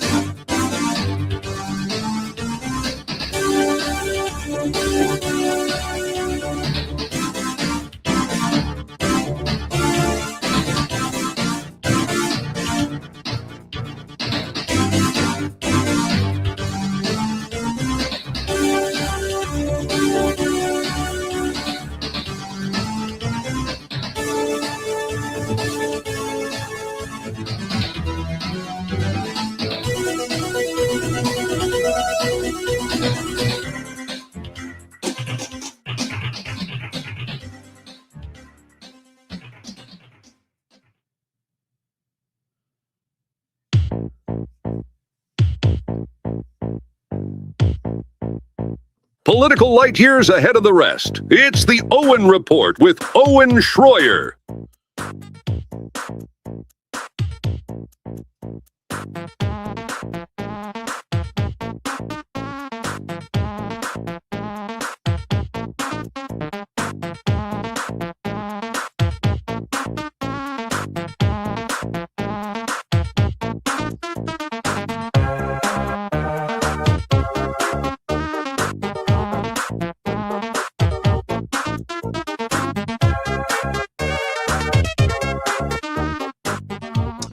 All right, we are into the second hour of our little extended broadcast today. Since we were off yesterday, we do have some extra business to attend to here, but we almost got it all covered. Folks, what are you doing to protect your personal information, your identity online? What are you doing? If you're doing nothing, stop right there and go to patriot-protect.com/Owen. This is a no-brainer, okay? This is a no-brainer. In fact, I noticed today that I was looking for a missing email, and I went into my spam, and a bunch of phishing going on with the spam these days, and they really do a good job try to make it look like, oh, it's from a subscription that you have or, you know, from a friend or family member. They do a really good job, and all you do, you click that link, and bam, they got potentially access to your passwords, potentially access to all your private information. You don't want to do it. You don't want to deal with that. So go to patriot-protect.com/Owen. Now, I can tell you about their different packages, but just know this. With coupon code Owen at checkout, you can get 15% off all Patriot Protect plans. So this is very simple, guys. Your information, unfortunately, is likely very easily accessible online. That's what I found out the hard way. You don't want to learn it the hard way. Crooks, criminals, they can get a hold of this stuff, and they can make it very personal. They can make it very difficult. You don't want to deal with it. So what our friends at Patriot Protect do is they scan the entire internet to find that private information that you don't want out there, and they find it and they remove it, and it's gone so that crooks and criminals can't get access to it. But the service doesn't stop there. They then work around the clock 24/7 to make sure that in case that information ever gets back up there, address, email, phone number, even your family's private information, passwords, whatever it is, they make sure if it ever pops up again, they take it right down so it doesn't stay up. That's what our friends at Patriot Protect do. Go to patriot-protect.com/Owen. Folks, it's the year 2026. You got to get it. You got to get a service like this to protect your information online. Unfortunately, there's a new criminal class, and this is what they do. This is the source of the crimes that they commit. So patriot-protect.com/Owen. Coupon code Owen at checkout, 15% off all Patriot Protect plans. When you go there, you'll see they got different options, a couple different plan options, different type options, whatever's best for you. Whichever one you choose, 15% off right now, all protection plans at patriot-protect.com/Owen. Okay. Let's look at some of the other around the world, we'll say aftermath, blowback from this latest war in Iran. In fact, I don't even think I may need to update this in a second. Sources say the F1 is set to cancel the Bahrain and Saudi Arabia races due to the Iran war. Now, we'll see if all of this goes down. I think the issue, and again, I think it goes back to people don't trust Trump anymore. I don't think the Gulf nation states trust Trump anymore. You want to know how crazy it is, too? And I mean, I've never existed in that level of the political world, obviously. But like we heard earlier, so Witkoff and Kushner, they go out there and they have these meetings, they have these negotiations with the Iranians, and then they come back here and they say, yeah, kill them. I mean, I can't relate to that. That's pretty wild stuff. I mean, I don't know. I guess you could say that's normal. Is that normal for politics? That seems a little corrupt, seems a little dark, seems a little diabolical, but nonetheless, oh, yeah. Yeah, we just had a meeting with these guys, Trump. You should just kill them. Okay. So, aside from that, I think that these countries, honestly, folks, I think Trump has set our country back so far. I don't even know if you can put a measuring stick to it. Trump has set our country back as far as trust in our own government. Now, not as much. That one is a little more isolated to the MAGA people, the former MAGA people. I would say that the liberals and the left, and even maybe George Bush, you might say, probably did more to hurt trust as far as the American people are concerned with our institutions here. But around the world, as far as our, global partners, geopolitically, the international community, I think Trump has done more to destroy the trust and the good faith that we used to have with the world. I think Trump has destroyed it. I don't think anyone will trust America for a long time because of what Trump has done. And so what I think is these countries where the bombs are still going off, they don't know who it is, so they don't even know who to talk to about stopping it. And they have no idea what might get targeted, what might not get targeted. And so they're like, well, we might just have to cancel events because we don't know what's going on.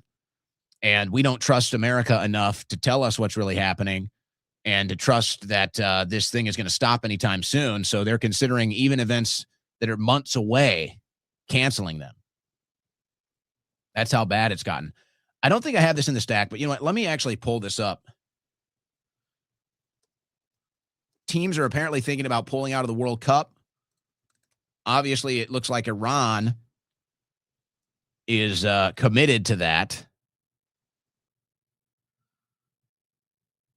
But it's hard to say how many others.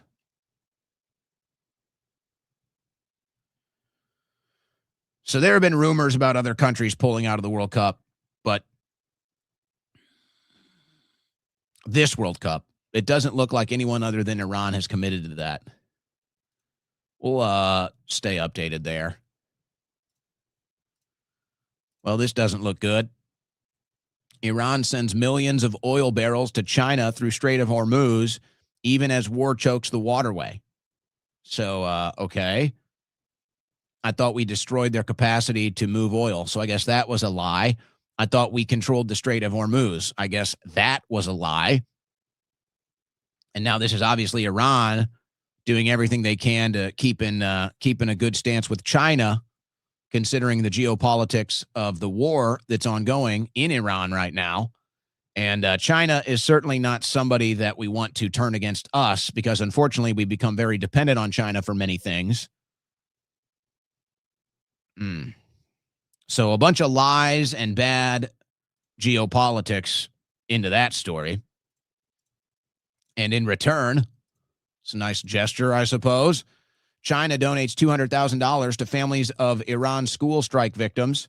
Beijing's foreign ministry said the Chinese Red Cross Society will donate $200,000 in emergency humanitarian assistance to the Iranian Red Crescent Society. So, in other words, the Americans that blew up a girls' school on bad Israeli intelligence, they won't apologize. They won't do anything to help the situation. And that's typical when Israel runs your foreign policy. They just, death and destruction is what they do. No apologies, just death. So, boy, that's not going to be looking good in the geopolitical landscape, in the foreign policy landscape, foreign relations landscape.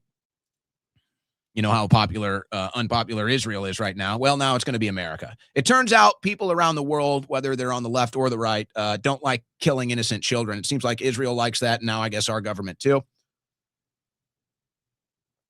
Even Brazil's Lula, who's another corrupt politician, even he came out and made a statement, as other countries have now, basically saying, you know, we've been non-nuclear countries for years, but because of the activities and actions in the Middle East, specifically Israel, now everybody has to get a nuke.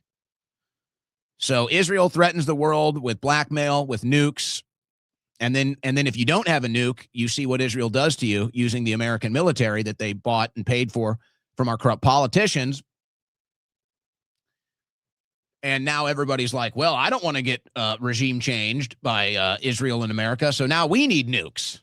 So that's nice. Nice. That's what happens when you team up with Israel. The world doesn't get more peaceful, ever. Maybe if you got some regime change there, you could change that, but not in this lifetime. French officer killed, at least 5 soldiers wounded in drone strike on base in Iraq's Makmur. Macron called the attack unacceptable and said that French troops were stationed in the region as part of France's support in fighting the Islamic State in Iraq and Syria. I'm telling you, everybody is going to be re-examining this now, folks. And I've said it since day one. The U.S. is going to be isolated with Israel. Nobody's going to go down with Israel. I'm sorry. It's just nobody else is going to do it.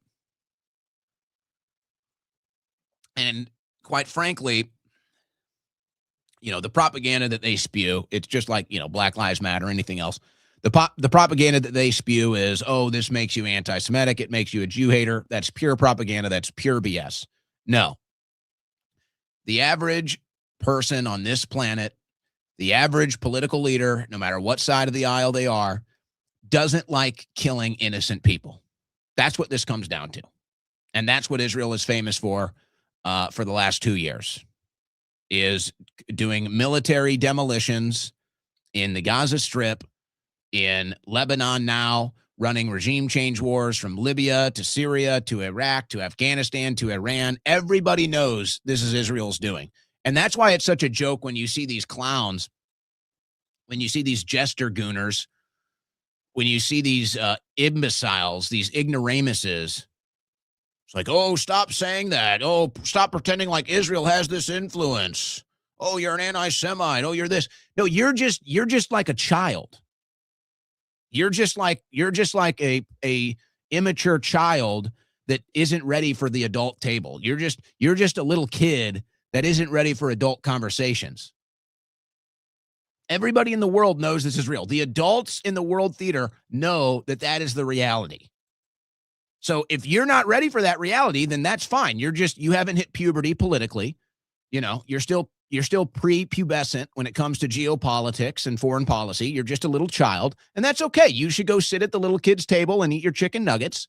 The adults are having real conversations now. Everybody in the world sees how Israel has co-opted America's foreign policy.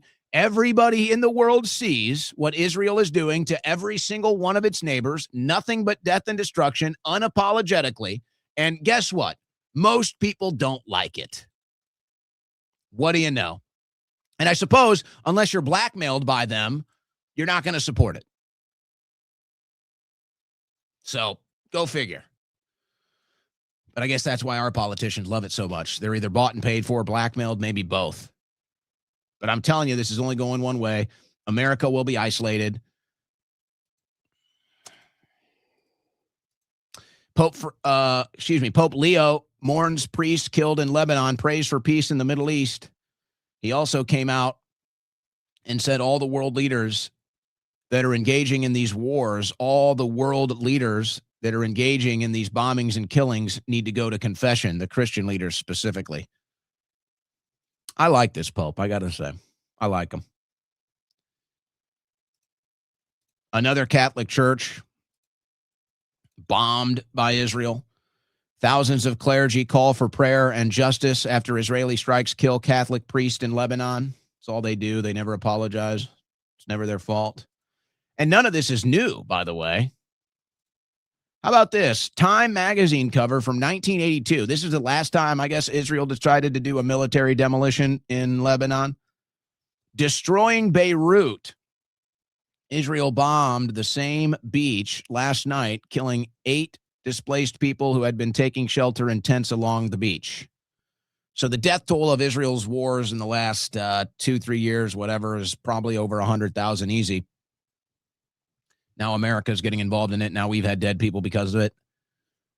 And, of course, it's never their fault. They're always the victim. This is the massive mass psychosis brainwashing that's happening here. This is the trauma-based mind control victim mindset. So there's nothing new here. They're just doing another military demolition in Lebanon, trying to take the land. That's all. It's not going to be popular, just like it wasn't then. Won't be popular now.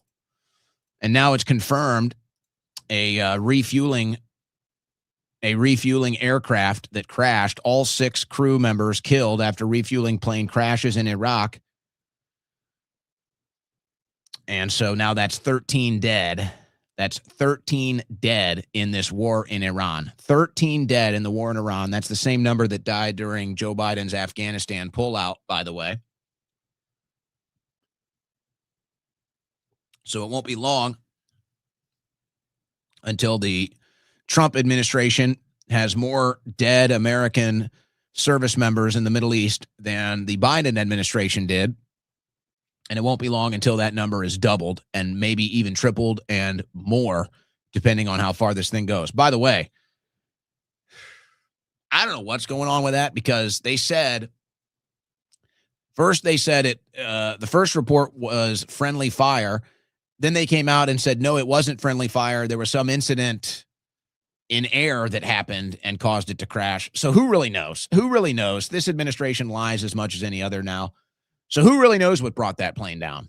I don't trust this administration to give us the truth about it. So I don't know. But I know 6 more Americans are dead.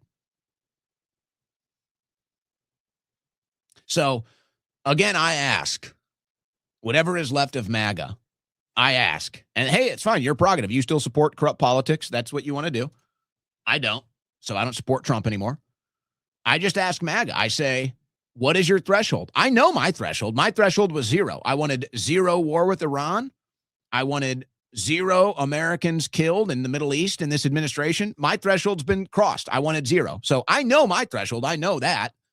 So I would just ask MAGA, what's yours? Do you have one? See, and here's what'll happen. And this is the total proof that really deep down they know they're brainwashed. They won't give you an answer, because they know the only way to support Trump at this point is to be unprincipled.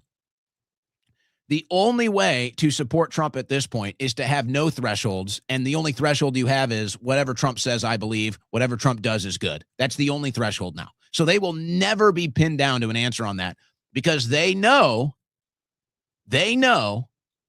at this point they are the brainwashed ones. Now, they'll never admit it. They have too much pride for that, and they're too embarrassed probably, but that's the truth. They can't tell you what their threshold for dead Americans in the Middle East is because they know as soon as they commit to something, that line's going to get crossed, and then they'll have to maybe say something bad about Trump, and they would never do that. Never to their dear cult leader. So that's just the proof positive at this point that they know. They know that this is corrupt. They know that they don't really support it, and that's why they'll never answer that question. But I'll ask them, and I have all day. And none of them have answered. I asked them on X all day long because I posted that on X. I said, now the same amount of members of the military have died from Trump's Iran war as they did from Biden's Afghanistan pullout. That sent them. They got pissed at that. It's a fact, though. Yeah, now the right wing gets pissed at facts. I thought facts don't care about your feelings. Oh, the right wing now, the woke right. So they all attacked me. I said, hey, well, that's fine. My threshold for dead troops in the Middle East was 0. What's yours? They can't answer. And they can't answer because they know it's all corrupt. And they know if they answer, then they'll actually have to have principle and be consistent on policy, and they're not willing to do that with Trump. They're not willing to do that. Listen to what Hegseth says here. So, we were right again. What do you know? We were right again about why Ellison is taking over and why the Trump administration is letting Ellison take over this massive media real estate grab right now. Listen to this from Pete Hegseth today at the Pentagon. He's going to get to it at the end of here, but I want to play the whole clip. So Hegseth just said the quiet part out loud, ladies and gentlemen. Listen to this. They're confused, and we know it. Our response, we will keep pressing. We will keep pushing. I love this. Oh, they're confused. Well, hey, whatever. Believe it if you want. Don't believe it. Doesn't really matter. The American people are confused, actually. The American people are confused because we were told no new wars. Now we've got a new war. The American people are confused because we just blew up a school of girls and nobody seems to apologize. The American people are confused because earlier this week, Trump said everyone's got Tomahawk missiles. And then today he said we're the only ones with Tomahawk missiles. So actually, the American people are the ones confused. I don't know what's going on in Iran. That's all confusing. We are the ones that are confused here, Pete, because this administration is dishonest. Keep advancing. No quarter, no mercy for our enemies. Yet some in this crew, in the press, just... How did they become our enemies? Oh, boy. We better not go there. Can't stop. Allow me to make a few suggestions. People look up at the TV and they see banners. They see headlines. I used to be in that business. This is amazing what he admits right here, by the way. And I know that everything is written intentionally. So he's basically admitting Fox News does propaganda and he was a part of it. Thank you for that. For example, a banner or a headline, Mideast war intensifies, splashing on the screen the last couple of days, alongside visuals of civilian or energy targets that Iran has hit, because that's what they do. What should the banner read instead? How about Iran increasingly desperate? Because they are. They know it, and so do you, if it can be admitted. Or more fake news from CNN. Reports that the Trump administration underestimated the Iran war's impact on the Strait of Hormuz. Patently ridiculous, of course. For decades, Iran has threatened shipping in the Strait of Hormuz. This is always what they do, hold the strait hostage. CNN doesn't think we thought of that. It's a fundamentally unserious report. Now he says the quiet part out loud. Listen to this. The sooner David Ellison takes over that network, the better. There it is. And that's the deal that was made. When Trump cut the deals with the Israeli lobby, part of that deal was that Ellison would take over a massive part of the media real estate, and he would use that to favor Trump and to favor Israel. And now it's happening, and Pete Hegseth just admitted it. You know, I like Pete. I actually like Pete. Now, Pete is put in a position where he has to, he has to do his job, and he's going to be loyal to Trump. So that's a decision he made. But it's funny because you see, like, he's probably overall an honest person. I don't know if it's possible to be honest in politics. I think you have to be a liar, at least in this administration, if you want to exist. But it's like, yeah, thank you. It's like, oh, yeah, so the whole Ellison deal was all about so that they could run propaganda for the administration and for Israel. Thank you. Thank you, Pete. Thank you for admitting that, whether you realize what you just said or not. It's like, yeah, a bit of an honesty slips out of Pete every once in a while. I don't know about that 315 bench press. I'm not sure those weren't foam plates, but thank you. Thank you for admitting that the whole Ellison media real estate grab was all about pro-Trump, pro-Israel propaganda, as if we didn't know that. He goes on to say this strange thing to say about the Strait of Hormuz, but he says it nonetheless. The only thing prohibiting transit in the Straits right now is Iran shooting at shipping. It is open for transit should Iran not do that. The only thing stopping shipping in the Strait of Hormuz is you might die. Wow. I mean, shocking. You mean people that just work in the service industry, people that just work in the shipping industry don't want to get blown up? I'm stunned. Anybody can sail through this body of water, but they might get blown up. So it's open. You just might get killed. So I guess technically it's open. Sure. And technically I could jump off of a skyscraper. It's open for me to jump off of a skyscraper in downtown Austin too. That is open, but I choose not to die. So yeah, the Strait of Hormuz is open, just like a skyscraper in Austin, Texas for me to jump off of is open. What a weird thing. Now, I've been talking about this for a while, and I think we're getting an idea of why it's so hard to get actual, accurate, on-the-ground information. British tourist, 60 years old, who filmed Iranian missiles in Dubai is facing 2 years in prison after being charged with cybercrime offense. Now, I'm not convinced they're Iranian missiles, but regardless what you think about that, the purpose here, the story is you've had dozens of people arrested in the Middle East for filming and sharing the footage on the ground. Now, obviously, we've known for a while that wherever Israel has its people and its interests secured, from Gaza to Israel, other places, they'll do everything they can to stop you from filming and stop you from sharing that footage. So you can say that's good domestic policy or not.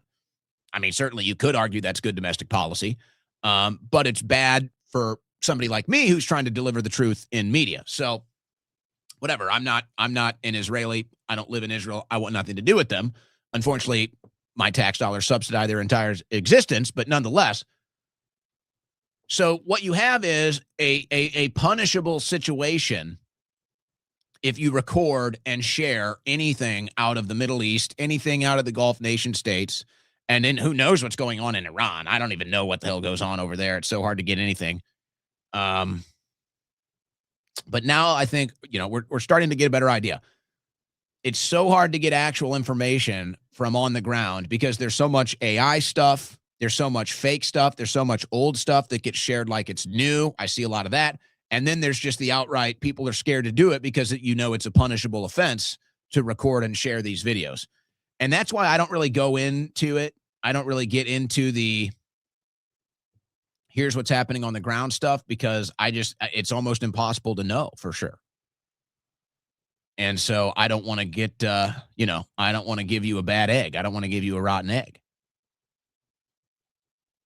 All right. So let me kind of provide a caveat here. And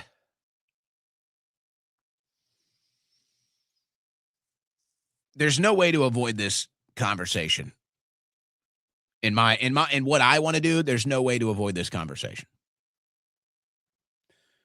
And I think as far as America's interests and America's future is concerned, this topic can't be avoided much longer.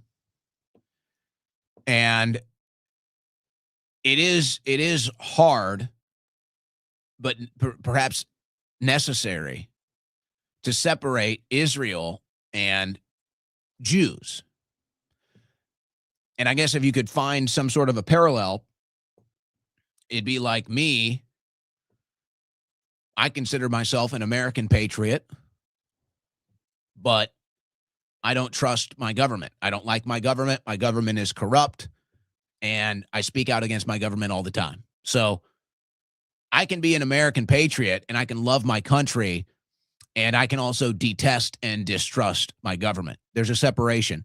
And I would hope that, let's say somebody in Lebanon, or let's say somebody in Iran, let's say a father in Iran, his daughter just got blown up by an American missile. I would hope I don't get the blame for that. I would hope that Iranians recognize that there is a separation between the actions of the American government and military and an average American like me that doesn't support it. And yet, there it is. I'm an American, and that is my government. So I think it's maybe similar but different when you talk about the evil of the Netanyahu regime and everything the IDF is doing, where a lot of former IDF soldiers are protesting now, actually, and many are killing themselves because they have so much guilt over it. But just like I don't want to be blamed for blowing up an Iranian school, I don't think a Jewish American going to synagogue in Michigan should be blamed for Israel killing 100,000 people. But this is how it works. Now, the issue we're getting into now is more than just political. It is now theological. And it's clear, it's undeniable at this point, that Israel is the most influential entity in American politics, more so than even Americans.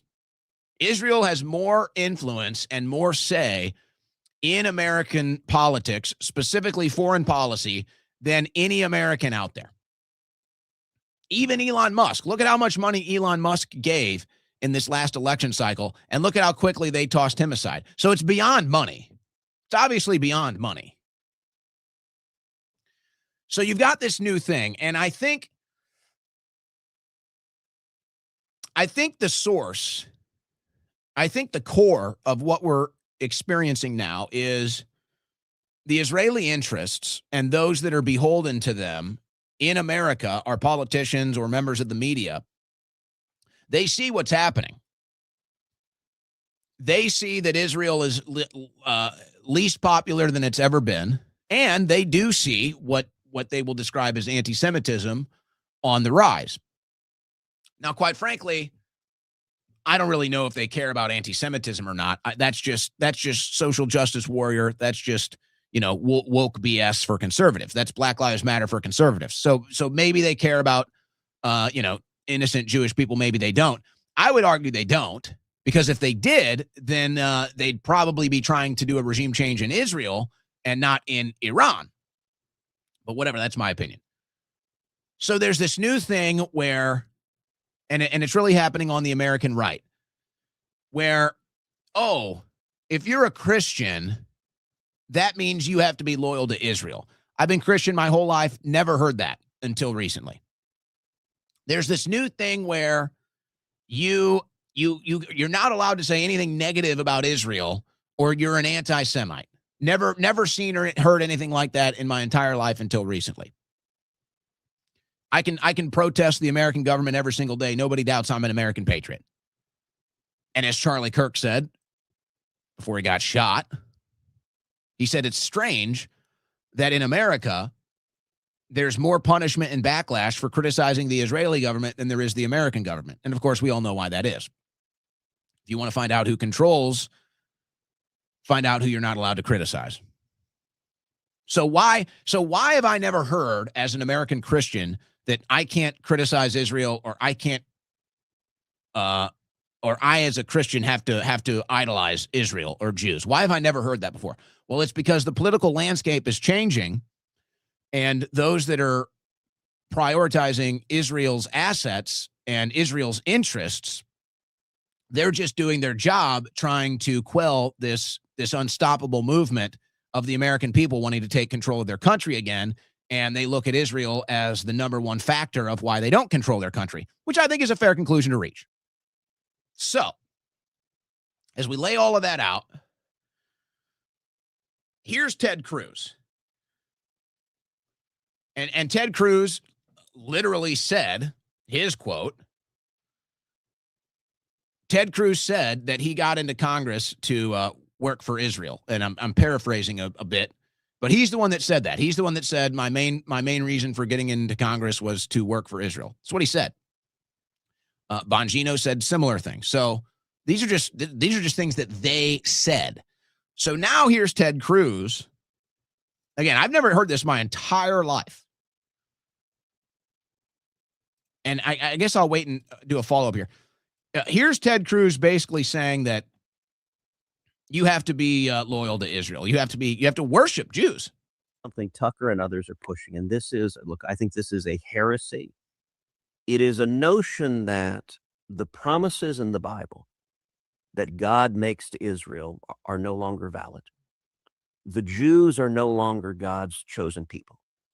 And instead, replacement theology argues that the Christian church has replaced Israel and the Jews as God's chosen people.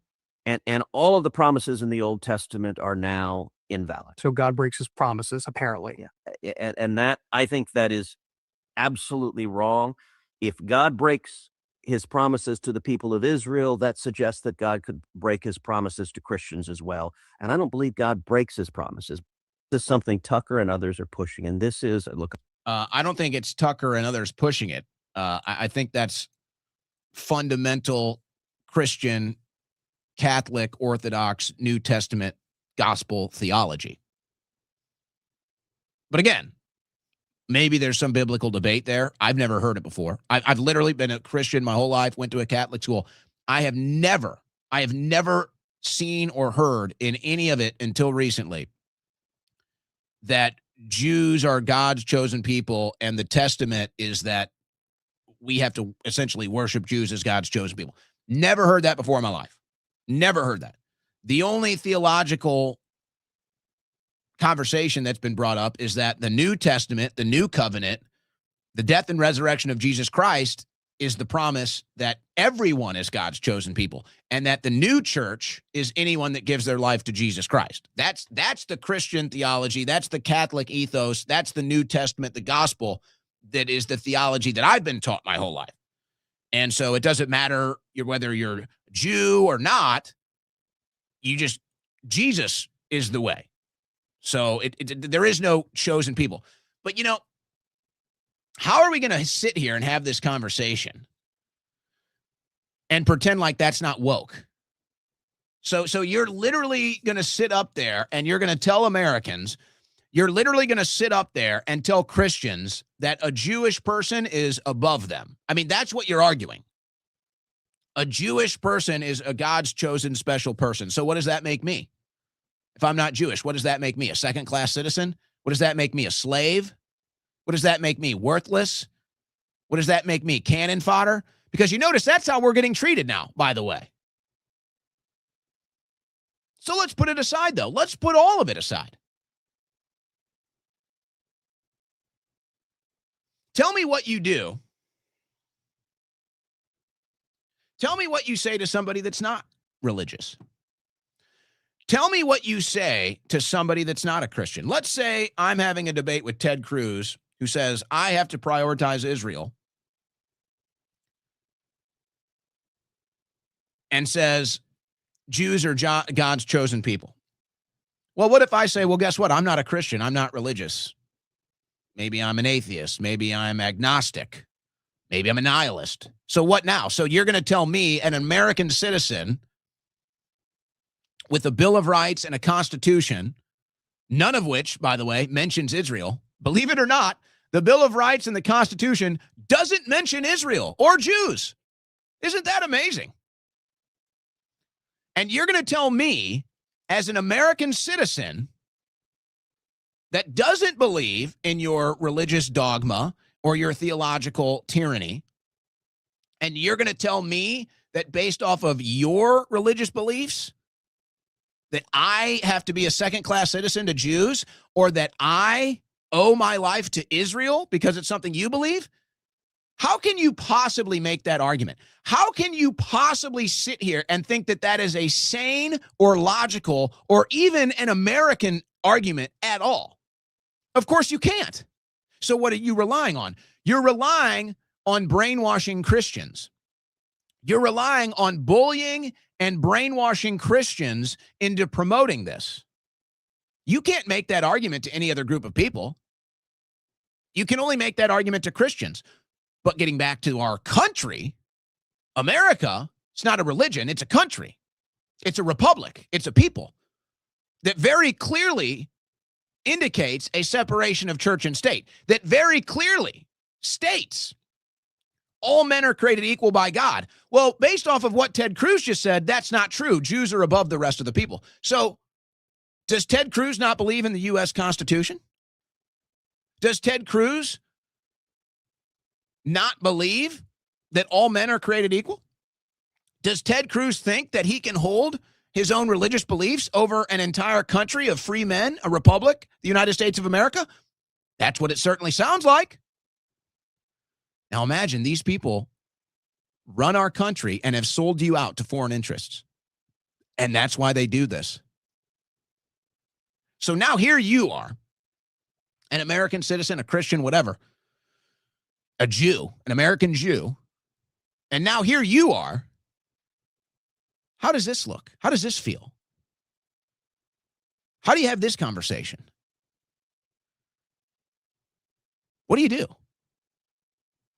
Is an American Jew going to come up to me and say, hey, I'm God's chosen people. You're goy. You're cannon fodder. I'm better than you. I'm more special than you. What if that person isn't even an American citizen? What if that person is not even American? Is that going to happen? Is that where we're going?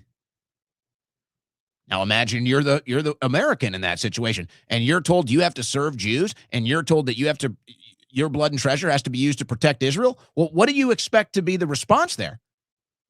Are Americans just expected to get on their knees and be a slave and say, oh, yes, Jews are God's chosen people, not me and my family, not me and my kids. We're worthless. Oh, yes, I need to pay 33% in taxes and sign up for the military to go protect Israel. Oh, yes, of course. Is that what you expect from Americans? Or what would be the natural survival instinct response to that? What would be the natural response mechanism as an American, as a free American, when somebody comes up to you and says, hey, I'm God's chosen people, you need to worship me, and I'm going to take 33% of what you own so that I can go protect a foreign country? What do you expect the average American to respond to that? What do you think the survival instinct response to that would be? Do you think that would take that lightly? Do you think they would take that lightly? Do you think they'd just say, oh, okay, of course? Ah. But here is where the bullying and the intimidation comes in. Here's where they try to put you under that boot. You're an anti-Semite. You're a Jew hater. Whoa. Now you've used the victim economy against me. Now you have used political correctness against me. Now you've woke-mogged me. Oh. Oh. See how that works? And this is why they're trying to sign legislation to have a full-on surveillance state. This is why they're trying to sign legislation to get rid of free speech, because you dare not insult the chosen people, and you dare not be a slave to the Holy Land. That's what it's all about. So what do you expect Americans to do? Well, naturally, the survival instinct would be, no, I'm an American. All men are created equal. I am not a slave to a Jew. I am not second class to a Jew. Sorry. No, I am a free American. I live in a constitutional republic. I am not going to pay taxes to subsidize and support a foreign country and its agendas. No. So they hit you with, you're an anti-Semite. So they hit you with, you're a Jew hater. And soon you'll actually be in the social credit score digital surveillance system, and they'll take your bank account, they'll take your kids, they'll turn off your car, they'll cut off your energy. This is where it's all going. That's where we are at. And if an American dare stand up and say, no, all men are created equal. If an American dare stand up and say, no taxation without representation. And if American dare stand up and say, anybody that wants to take my free speech and tell me I'm not created equal is an enemy, look how they treat you. This is the giant cucking of America. And it's all for foreign and special interest. And so now you get back to the point where you're saying, well, what do you do? Let's say I go out to dinner tonight with my Jewish friend. Does he think he's better than me? No, we go out, we have dinner, we have drinks, we laugh, we make jokes, talk about nonsense like any other people would do. But this is how they're pitting us all against one another. That's what's happening. They've done it for centuries. They've done it for millennia. Jews against Muslims, Muslims against Christians, and now it's Christians against Jews. But see, this is why America was supposed to exist. This is why separation of church and state was part of the founding of this country, and why all men are created equal, and why we have a Bill of Rights. And now they're getting ready to rip all of it away for a theology that is only practiced and believed by less than 2% of our country. And for a foreign country that maybe 2%, 1% have any allegiance to or are dual citizens of.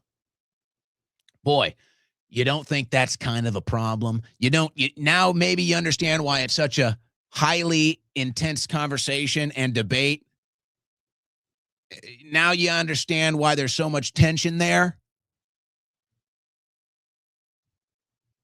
So they're going to go all the way. They're going to try to do it with Trump. And that is what's going to be ending up as the main force of this administration. And I've got more evidence of that coming up. But WikiLeaks shared this today. President Truman, in unearthed letter to Eleanor Roosevelt and separate note, both in 1947, compares Zionists to Hitler and Stalin. U.S. Zionists will eventually prejudice everyone against them. Jews, like all underdogs, when they get up on top, they are just as intolerant and cruel as the people were to them when they were underneath. And folks, that's what we're seeing with Israel right now. And I've said it before, if you look at it from just a parallel facts-based, results-based standpoint, Israel is the closest thing we've seen to Nazi Germany in modern history. It is an ethno-nationalist state that is hell-bent on expansion and is destroying anything in their way. And eventually they're going to step the wrong direction and they're going to take too much and everyone is going to turn against them. And you're already seeing this happen right now. This is the time we're living in. And I understand. Believe me, it's like it's just such a dumb thing to say because it's like you're engaging in the woke paradigm. But it's just true. This is just it's just a familiar thing. It's like we don't hate Jews. I can't speak for everybody, I suppose. I don't hate Jews. I've got Jewish friends. I don't have any problem with them. I can go have a normal conversation, normal night out, whatever. But it's just like now what the Zionists are doing, now what the Israeli lobby is doing, what the Ben Shapiros, what the Mark Levins of the world are doing is they're using just average American Jews that might not even be political. And they're just using them as political body shields. And they're just saying, we're going to come out here in the most un-American, quite frankly, traitorous way. And we're going to tell Americans that they're second-class citizens in their own country. And we're going to tell Americans that they owe Israel, and so they have to be slaves to Israel. We're just going to come out and say that. And obviously, the instinctual survival mechanism from anybody who's told that is going to be outrage. And then, it won't be Levin and Shapiro that have to deal with it. It'll be the average Jewish person that wants to go to synagogue. It'll be the average Jewish person that just, goes and works out at a gym, goes to hang out with his friends at a concert, a bar, that has nothing to do with any of this. So that is the tinderbox that America is in right now in this social political paradigm of the overwhelming Israel first power class trying to put America into a headlock, trying to put America into a sleeper hold and say, tap out. Just tap out. And we say, no, we won't tap out. So they say, you're an anti-Semite. You're a Jew hater. It's like, no, I'm not going to die for you. No, I'm not going to just die. I'm not going to lay down. You try to fight me, I fight back. Oh, no, I'm the victim. Oh, the Holocaust. Oh, anti-Semite. And you see, it's only getting worse. It's only getting worse. Heavy topics. We try to tackle them. But heavy topics, they're going to have to be addressed. We're going to have to talk about them. We're going to have to do it. So that's what we do here on the Owen Report. Final hour coming up. You're listening to the Owen Report on the Win Network. Boy, I don't know. After a segment like that, do you need more coffee? Is it time for a coffee break? Well, technically, yes. Technically, it is time for a coffee break. And the official coffee of the Owen Report, blackoutcoffee.com/Owen. Single serve pods. These are very popular right now. Easy to access. And, if you don't like black coffee, a lot of people put the cream and the sugar. It's unhealthy. You don't want that. So you can just get one of these single serve pods with the flavor built in. They've got over 30 flavors at blackoutcoffee.com/Owen. Over 30 flavors. My favorite is the double dark chocolate. I can't help it. I'm a sucker for chocolate. My favorite is the double dark chocolate. But as somebody that also likes, if you like that, they have the hazelnut additives that you can pour the cream in there. I don't like any of that stuff. It's very unhealthy. But this one, the hazelnut cream, this one tastes great. So it basically gives you that taste without all of that added sugar and the unnecessary stuff that goes in those coffee creamers. But they got all kinds of stuff on there. Over 30 flavors, ladies and gentlemen. A lot are sold out right now. So if you see something you like, you might want to get on it before it sells out, especially with the new stuff. They just added a couple new ones here. They're constantly adding unique stuff. The strawberry marshmallow and this equator watch. I bet you these will be sold out soon. Whenever they add stuff, it sells out quick. That's the popularity of Blackout Coffee. They do have the premium bags of all of their normal roasts, light roasts, dark roasts, medium roasts. They've got whole bags, whether it's ground or whole bean, whichever you prefer. They have the best instant coffee on the market as well. It's the official coffee of the Owen Report. blackoutcoffee.com/Owen. If you've never tried it, they really want you to give it a try because they believe it'll be your favorite coffee. 20% off right now at blackoutcoffee.com/Owen with coupon code Owen. First-time buyers use coupon code Owen. If you haven't tried it, first-time buyers use coupon code Owen, and you will get 20% off your first order at blackoutcoffee.com/Owen.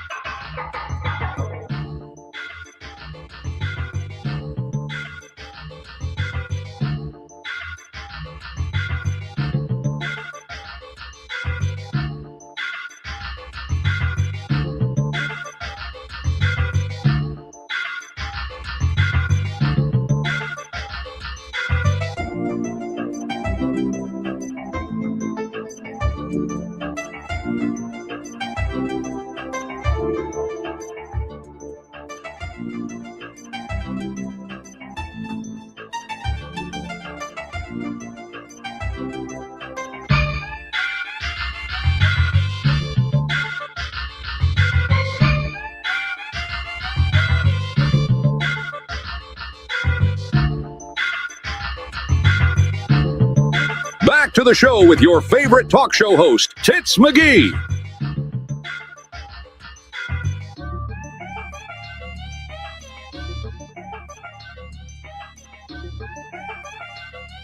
All right. I got to get back to the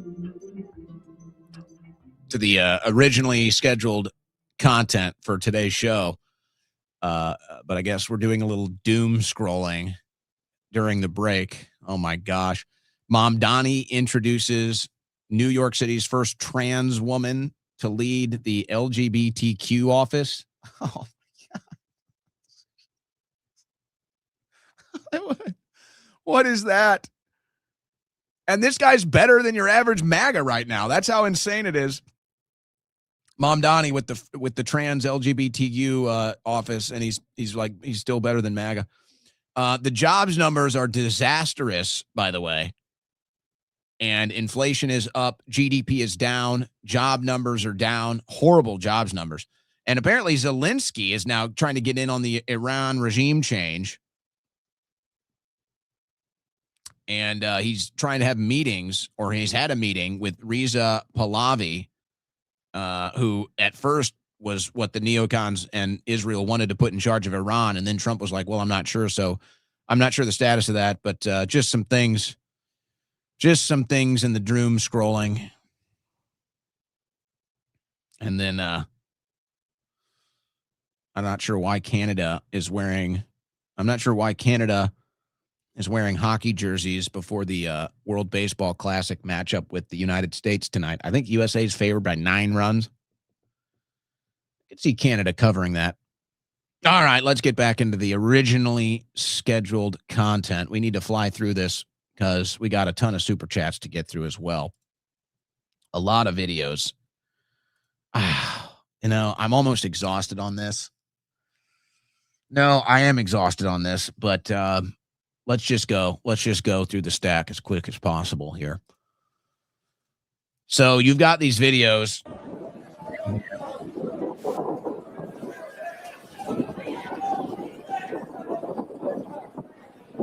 So the Israelis have officially moved into Palestine, and they're just shooting Palestinians. These are just citizens. This isn't military people. These are just citizens taking their guns and firing at Palestinians like they're animals or something.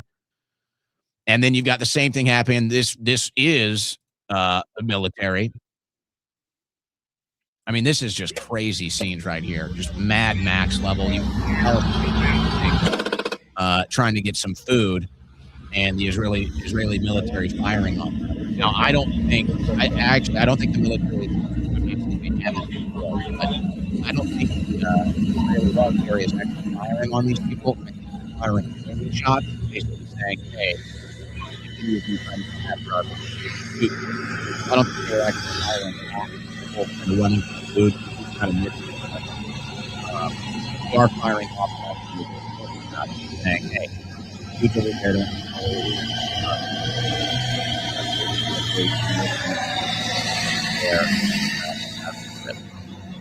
So that's what you see when you're racing for food. The people that just blew up your whole country, pointing guns at you. I don't know how much more I can do this. There was a, I guess this was in, where was this? Maybe Michigan. Some pro-Palestinian protest. They're all waving their foreign flags. I'm so sick of the foreign flags. I'm sick of them all. And this young lady goes out there with Israel flag, probably anticipating, or probably does this to be up high. How end up. But nobody does. Nobody touches her. Nobody talks to her. Stands there begging to be the victim. Well, maybe courage her. I wonder, though, there was a giant protest waving Israel flags, and I don't know. So then there was this video. I believe this is D.C. This might even be the Capitol. So you've got, is it the Palestinian News Network? Yeah. The Palestinian News Network, or this says New York City. And these guys go to the Capitol. You've probably seen their videos before. And the left has their own issues. I don't even know if this person is a leftist, but I'll get to that in a second. So these guys, they go to the Capitol and they find members of Congress and they just simply ask, are you America first or Israel first? And none of them say America first. None of them. It's unbelievable to witness, but they're like, I don't think they probably asked 30 different members of Congress, are you America first or Israel first? And not a single one said America first. It's like, how is that even real? Why is it so hard to say America first? Why can't you say America first? Are you blackmailed? How is that so bad? So now they're talking to soldiers. So now they're asking the question to American military members. Let's see how it goes in New York City. I have a question for my Instagram. Are you willing to die for Israel? Huh? America first or Israel first? You can't answer that question, sir? As an American citizen, you can't say America first? Did you sign your life away to Israel or to America, sir? Huh? Come on, man. We were just vibing. What happened? We're not vibing. Nah? Why? Because I asked you a simple question? It came out of nowhere. Yeah, America first, Israel first. Where are you with? You can answer it. All right. You can answer, nah? I'm good. Are you allowed to say America first? I'm good. Are you allowed to, though? I'm all right. So Have a good day, sir. So you can't say America first? Have a good day. Why are you getting upset? I'm not getting upset. I'm just saying have a good day. You sound stressed, brother. You sound stressed. You know they're killing children in Iran? So, I mean, obviously there is a difference between asking that question to a man in uniform and somebody serving in Congress. Now, I don't really... Obviously, there is a fear. Obviously, there's a fear for an American serviceman in uniform to make any political statement while in uniform, while on duty in uniform, obviously. So I can respect that.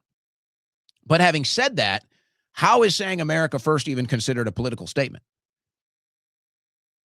It's like, that's how far we have fallen off in this country with political correctness. That's how far we have fallen off in this country when it comes to intimidation and bullying from the Israeli lobby. That you as an American can't even say America first, or Christ is king, by the way, because the Israeli lobby or our government will come after you for anti-Semitism, the greatest crime you can commit. Now, I want to go back to it real quick. The body language is interesting here. Let's just review. I have a question for my Instagram. Are you willing to die for Israel? Huh? So he obviously understands what he's being asked. Like, he's obviously somewhat aware. He's obviously acutely aware of the situation when he gets asked that question, because you can kind of see the sarcastic, like, smirk, like, oh, yeah, I know. Okay. If I'm going off the body language, he's very well aware of why he's being asked that. And I would say he's scared to say America first. I would say, this is just my opinion on the body language, obviously. I would say he is scared to say America first because he believes he will be punished for saying that while in uniform. That's what I believe. And if you watch that first initial response Like it's like he wants to say, I don't want to die for Israel. It's like he wants to say, I don't want to die for Israel, but he can't say it. So he kind of just does that, sarcastic smirk there. But then he probably gets sick of having a camera in his face and ultimately just, wants him to go away. But isn't that amazing? So whatever, I think it's two separate things, a man in uniform and a Congress member. The member of Congress should never be afraid to say America first, and yet none of them will. But the man in uniform, he shouldn't be afraid to say it either. He's in uniform. He should be, I'm an America first patriot. I love America. I signed up to potentially die for this country. I bleed red, white, and blue. I love America, America first. And even he can't say it. Even he can't say it because that's the level of intimidation in politics right now from the Israeli lobby, from Israel's interests.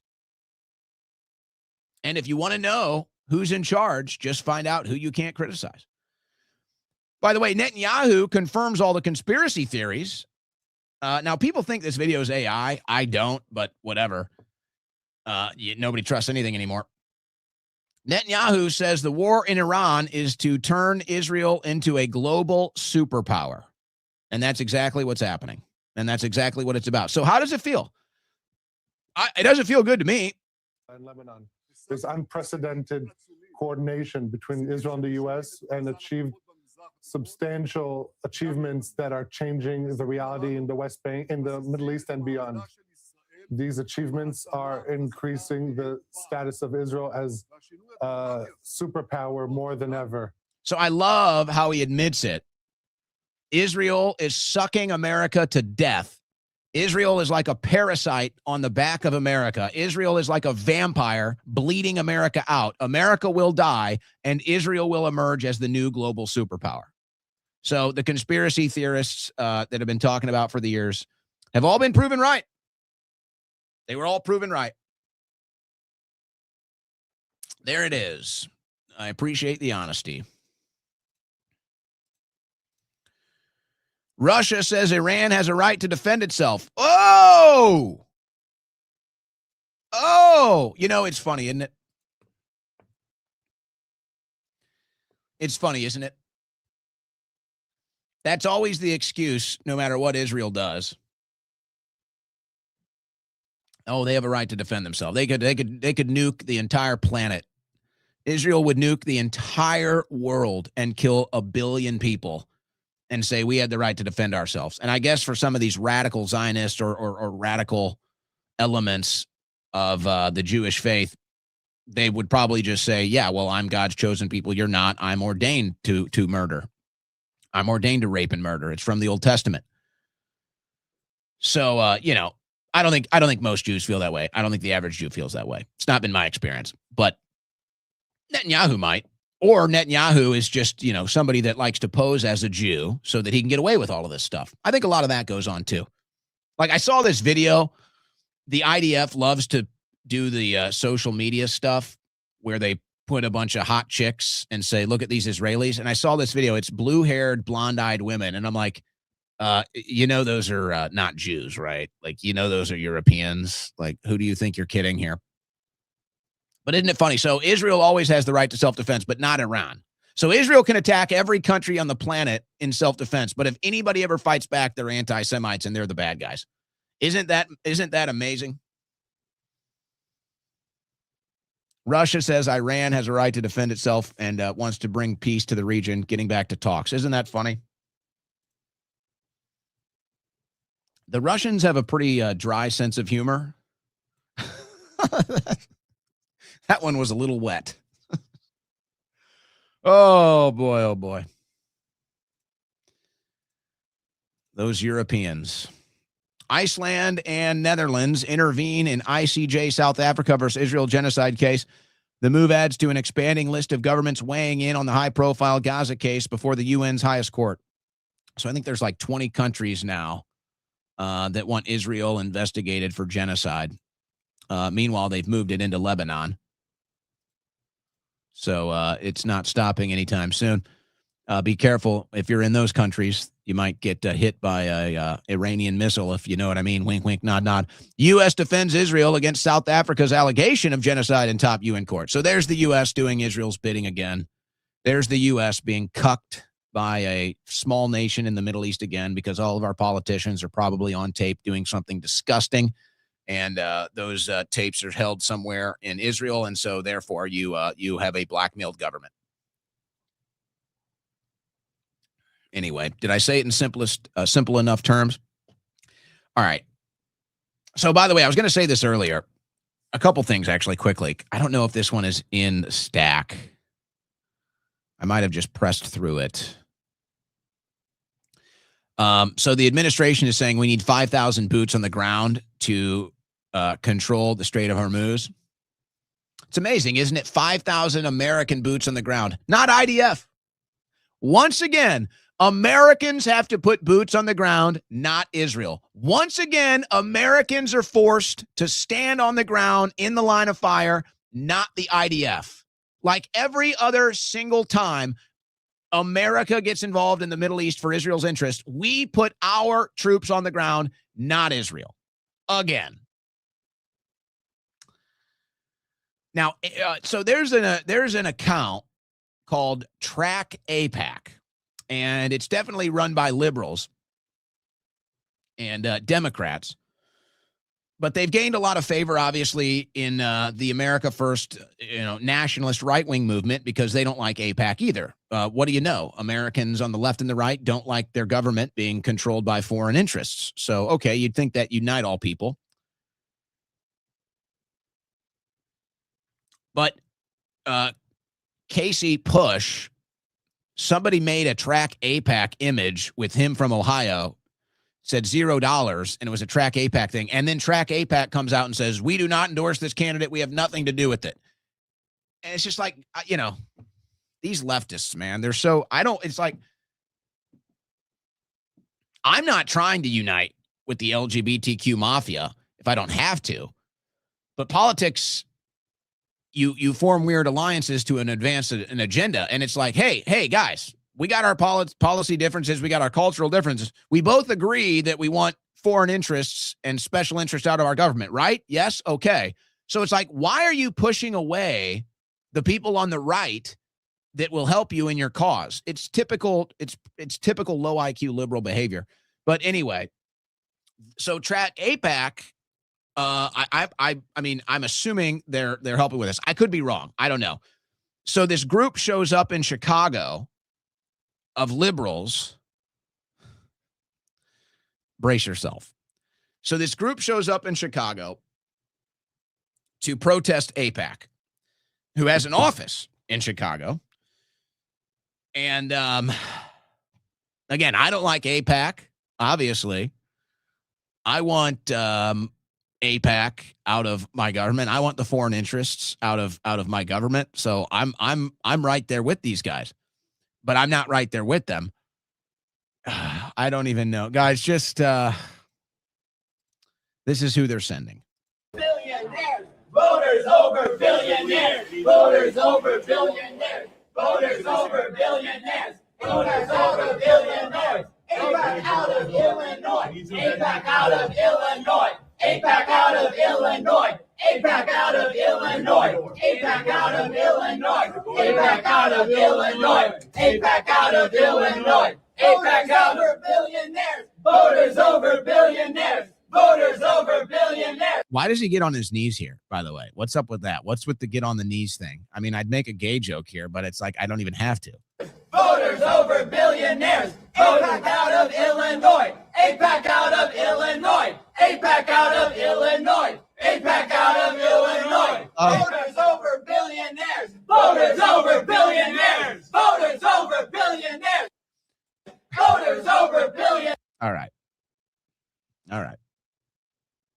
So this is your AIPAC protest in Chicago, and it's like, look, okay, yeah, I don't want AIPAC involved in our government anymore. I don't want foreign interests controlling our policies anymore. I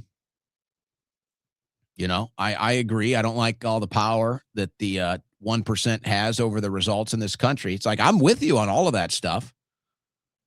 But let me just say, if this is who you're sending, don't be surprised when you get laughed at by Democrats and Republicans. And I just don't get it. You know, when I saw that from Track APAC and then I saw this video, I just don't get it. It's like, look, you guys realize that if you really care about this, then you're going to have to find allies on the right. Like, you have to. You're going to have to ally with people like me.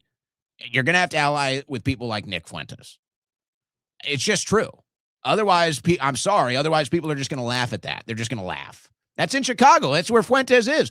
Fuentes could have that entire building filled with people. So I just don't get it. I don't understand why they aren't willing to find common ground with conservatives and right-wingers right now to get foreign interests out of our politics. I don't understand why. And then this is what you get instead, which is going to be totally ineffectual. And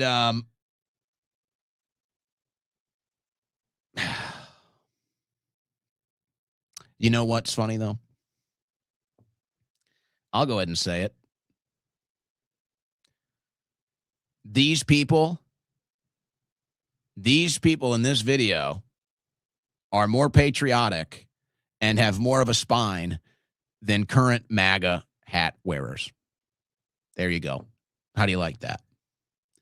These people have more spine than anybody that still wears the MAGA hat Trump support cult, because they're willing to call out foreign interests where MAGA isn't. These people are more patriotic than MAGA because they actually want Americans put first. And they actually want voters to determine the results of policy, not foreign and special interests.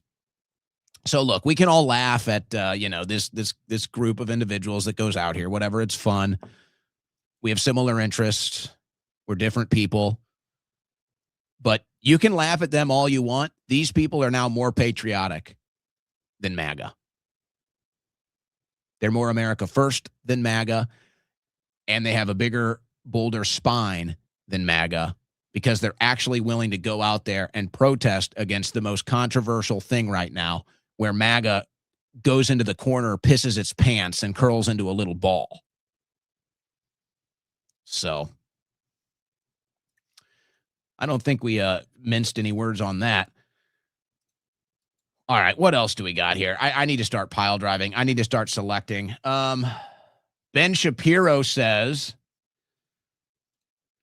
man, I don't think you guys realize. People need to realize what was just communicated here. Ben Shapiro suggests the United States and Israel should arm Iran's ethnic minorities and use them as a weapon to foment regime change. Now, they already tried that, Ben. So I don't know if you're just ignorant to that or what. But forget about that. Forget about what he says about Iran and think about it like this. If you don't think for 1 second Ben Shapiro would suggest the exact same thing about America, you are fooling yourself. Ben Shapiro would suggest the exact same thing in the United States of America. Let's think about that for a second. Let's think about that for a second. America, that is no longer a white majority country. America, where Christianity is under attack, which was formed and founded by Christian men. Ben Shapiro, who already said he doesn't care about open borders, who already said he doesn't care if America isn't white anymore. He already said that.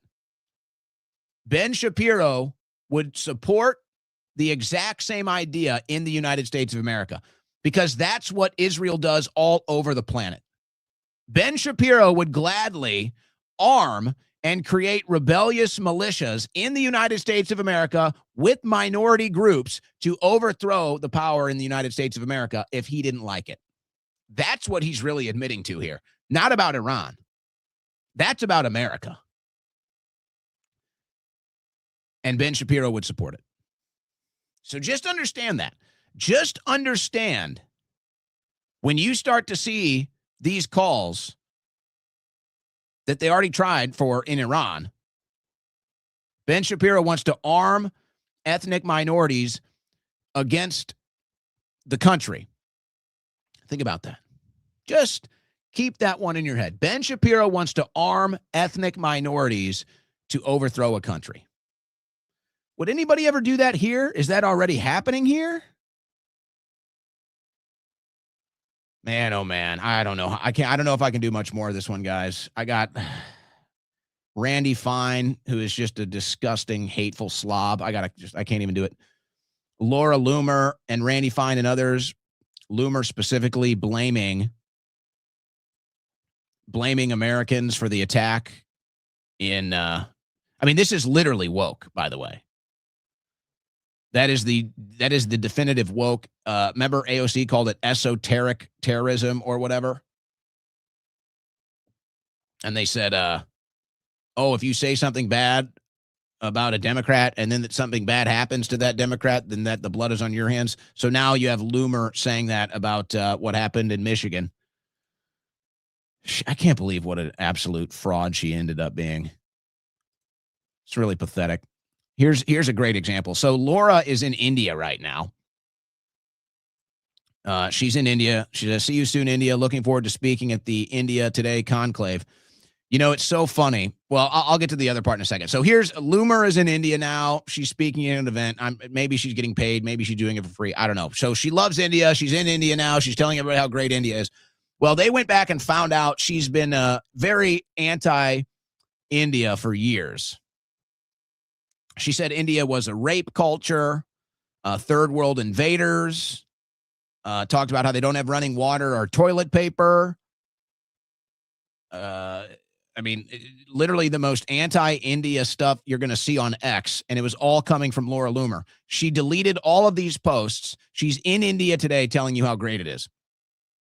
So I wonder if she got paid to do this. Of all the talk she does about Tucker Carlson and Qatar and everybody else taking foreign money, I wonder if she took foreign money. And whether she did or didn't, it doesn't change the blatant hypocrisy and political horror that is being revealed as Laura Loomer with these posts and other recent activities. And just to kind of go a little more in depth, because, hey, whatever, if Laura Loomer wants to make some money and go to Israel and now work for Israel's interest, or India's interest, which makes sense, because when all of this stuff is breaking down, when all of this stuff potentially breaks out, the only country that might have Israel's back beside America is India. So it would make more sense for Laura Loomer, who's obsessed with Israel's interest now, maybe it's her top priority, it would make sense for her to now go from hating India to loving India, because that's going to benefit Israel. So that would make sense. Now, I explained this before, and I'll go ahead and explain it again. I don't even know if it's worth it.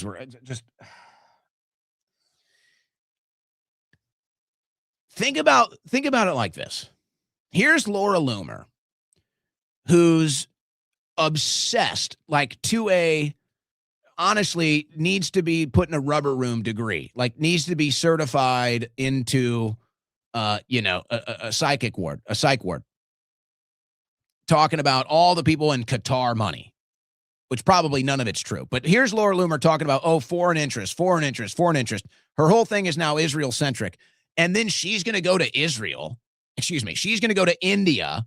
She's going to delete all of her anti-India posts. She's going to go to India, pretend like she didn't say all that stuff, and then tell you how great India is. Probably all for Israel's interest, or maybe she's getting paid to do it. I don't know. She's the one that's doing it. But think about, it's like, how shallow do you have to be? How big of a political whore do you have to be where you're going to sit there and obsess over foreign money and foreign interests while appearing to put Israel first, and then you're going to go fly to India and pretend like, I'm not the one that talks about foreign interests. I'm not the one that does foreign influence. I'm not the one that goes to Qatar. And then you're going to go to India in the most obvious political whore way. So I'm not even mad. Whatever reason she did it. But here's how I want to explain. Folks, again, I get all of these offers. When you're independent like I am and you've got, a decent following, whatever, I get all of these offers to go to these countries and get escorted around and, it's all so great and everything. And quite frankly, I'd like to do it. I'll be honest with you. I'd like to do it. And it's not even about the money. I want to see the world. I want to go see the world. I like the world. I think the world is very cool. I'd like to go see all the different countries. I'd like to see all the different cultures and people and architecture and food. I would love to do it. But I have turned down every single offer because I don't even want to take the slightest risk to my reputation that I might be a sellout. I don't even want to give anybody any ammo at the very thought of it. And it shouldn't even be an issue for somebody like me. I think my track record proves itself. I wouldn't even want to take the risk that if I took any of these offers and went to a foreign country and did the whole, wow, look at this country, it's great and everything like that, got to interview politicians, top level people in these countries, I turned down every offer. And I would love to do it. I'd love to go see the world. Probably in some ways, it might even advance my career. And I turned down every single offer because I don't even want there to be an idea in any of my audience's head that I would ever sell out or that I would ever prioritize foreign interests. Ever. And so, can you imagine? Here's Laura Loomer, who makes this big case about foreign money in politics, and then she goes to India. Speaking of Laura's, Laura Ingraham, who turned out to be quite a fraud herself, she was attacking Rand Paul. She was attacking Rand Paul on the SAVE Act. This dummy, she's a Fox News host. She is a primetime Fox News host who's tweeting about the SAVE Act and attacking Rand Paul and didn't even do the basic research or have the basic knowledge that Rand Paul co-sponsored the bill. This is how pathetic Fox News is now. This is what the boomers get. This is the boomer slop propaganda that the boomers consume every night, like Laura Ingraham, who's a backstabber and is so ignorant. By the way, she promised Michael Savage she would have him on when she got the show on Fox News. She promised Michael Savage on his radio show she would have him on. She never did. And she says, Rand Paul won't pass the SAVE Act. He was a co-sponsor. And she's lying to her audience. That's what you get. All right. Let's see. I guess I can hold some of this over. We'll hold some of this over. We'll bring some of this other news, and I got to get to the super chats. FBI involved in search for retired Air Force Major General missing for nearly 2 weeks. Well, not just Air Force Major General. He was all about UFOs, aliens, whatever. So you're about to do this big alien reveal, which what happened to that? Maybe that whole thing was fake. And then a high-ranking retired U.S. Air Force Major General who once commanded a base associated with UFOs is missing. He's gone in New Mexico. So Trump comes out, says you're going to get the alien files, and then maybe the one guy who might know more about the alien files than anybody disappears. I'd say that's strange. Senate Republican blocks Wyden bill mandating Treasury hand over Epstein bank records. So now the Democrats were trying to get all the bank records to find out who was working, funding, and transferring money with Epstein. And the Republicans are blocking it. How about that? Way to go, Republicans. You are now literally fighting yourselves. You are now forcing the Republicans and this administration to eat the title of Epstein administration. Very nice. Man who murdered girlfriend gets reduced sentence partly due to his race. This happened in Canada.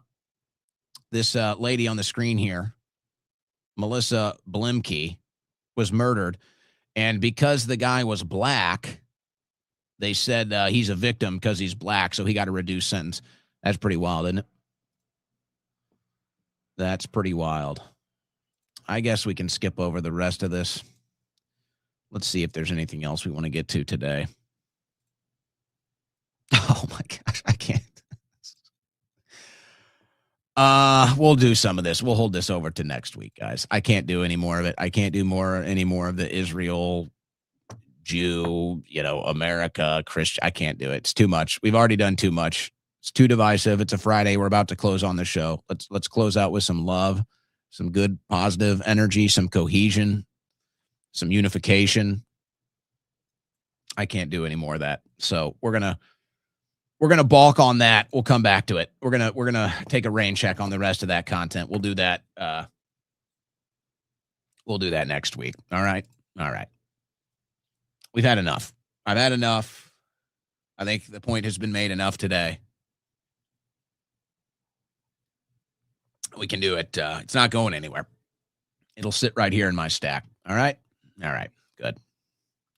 So to the super chats we go to close out on a Friday, guys. Glad you took a break. Glad you're back. It's my wifey. It's very nice. Very nice. Tay, Gigi, my Argentinian ex-girlfriend, is a huge fan of Lionel Messi. Messi with the Israeli intelligence contracts, or what is that deal he got? Messi actually said he wished he had Trump instead of Millet when he was at the White House. Nate, hoping the best for Alex. He was the first person to wake me up on what's really going on back when I was 18. Hey, I said the same thing last September. I wish nothing but the best. SXM Chill 55 autograph smells like teen spirit. You listen to Sirius too? Nice. Sirius is for the elite. Well done. Coffee look. I need to be on Sirius, honestly. The show needs to be on Sirius. It'd be the top rated show. All the shows I used to listen to on Sirius all suck now. Sorry. It's just true. They were pretty good during the Biden years. They were good. And leading up to the election, and then it was like, well, okay. And then post-election, like almost every host on Sirius XM has just fallen off. And it's to be expected. They're all old. They're all kind of relics of the political world. They need to put this show on Sirius XM Patriot. It'd get the highest ratings, and it'd be the only one that's even delivering any serious value. That's my pitch. I guess on 3 to 6, I think Hannity is like 3 to 5, and then Levin is Central Time. I think Hannity is 3 to 5. Actually, Hannity's radio show might be the best one of all of them now. Wilkow is probably the highest rated. Wilkow used to do the best show, but he's just like, it's just kind of just watered down boomer slop. And I like Wilkow, actually. I mean, he's fun, but I just don't get any value out of that anymore. And then Hannity's radio show is better than his TV show because I think he gets to speak a little more free, obviously, when he's not under the Fox banner. But I think Hannity is 3 to 5, and then I think Levin is like 5 to 7 or something like that on Patriot. I need to take that time slot. And we need to get Levin off of Sirius XM Patriot because he's anything but. I might even be willing. I don't want to do this. I don't ever want to do like a nighttime show like that. Not a week, not every weeknight. If I was going to do a nighttime show, it'd be like a once a week deal. I dread doing a nightly show. I like the afternoon drive. I really don't even like the morning, but I don't want to do a nighttime show. I just, for whatever reason, I hate that window. I hate that time slot. It's like maybe like late night, but not like that prime window. I just hate it. for what I do. But I would be willing to sacrifice if they said you can take Mark Levin's time slot. I would be willing to take that, even though I hate that time slot, just to get Levin off of the radio. I feel, coffee lover, I feel so bad for the 160 children that got bombed in that Iranian school. MAGA and Zios act like they want freedom from Iran, yet still support this. Yeah, and then they'll tell you it was in self-defense. By the way, they almost bombed another school. They almost bombed another school, by the way. It's not really making the news. Bibi's Messiah speech may be AI generated. I don't think so. I see that out there. It is kind of weird. I will admit it is weird, and we can't trust anything, especially with Netanyahu, who always kind of does the same videos from like the same desk. But he's probably running around scared right now. So he's probably in some pop-up, studio deal that maybe just doesn't have the best quality camera or whatever. I don't think it's AI. I don't. H. Proculus. You interviewed me January 5th. You're the real deal, Owen. Going to call in sometime. All right. I guess that was probably outside, outside the W when we were partying that night. DZ. Definition of Owen. Offering wisdom, educating nitwits. I like that. Can we ever recover from 3 years of Trump, or is it too late? AI takeover coming soon. I don't know. Good questions. By the way, go look up, that's a nice acronym for Owen. I like that. Go look up the Urban Dictionary. Go look up Owen in the Urban Dictionary if you want to know the real truth. I haven't looked at that in years. I hope it's still good. Draft Boomers, Lindsey Graham, Mark Levin, Ben Shapiro, Laura Loomer, Randy Fine. Yeah. I doubt any of them would be such warmongers. I doubt all of them would have the same bloodlust if they thought they had to fight these wars. Martyr, funds for a hair dryer. Chip in, everyone. No, although I did do the Lutnick slick back. I got a little more hair than Howard. I went Lutnick slick back today. I don't think I've ever blown dried my hair. The problem is it kept getting in my eyes. You guys used to make fun of me because I would have to constantly be going like this during the show because the hair would constantly get in my eyes. So we went the slick back. What do you guys think? What do you guys think about the lettuce slick back look today? I'm going to go back. What do you guys? I'm not going to be blow drying my hair. I promise you that. Next, you guys are hilarious in the chat right here. That's funny stuff. That's funny stuff. You guys don't like it? It's getting mixed reviews right now. Oh, you don't? It's exposing my hairline. Do you think I'm losing my hairline? You don't say that to a man, all right? That hurts. That hurts. Don't do me like that. No, it is wet. It's not like it's I'm not wearing something that makes it like plastic. It's soft. Like you can rub through it. There's nothing in it. It's just instead of letting it flow down, I just slicked it back when it was wet. And then you can see it just stays like that. So it's not like it's a hard plastic thing. It's still like loose. It's just I was sick of having to do that all day on the show. So plus if it keeps growing out, eventually it's going to be, you got to have to adjust on that. I'm never going to, who has time to blow dry their hair? What do I look like, a woman? Come on, man. Glad you're back. Shapiro's eyebrows. Now that's some hair.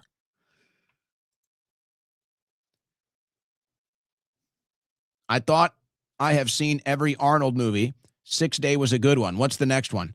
Yeah, I told you 6 Day was great. All right, next movie.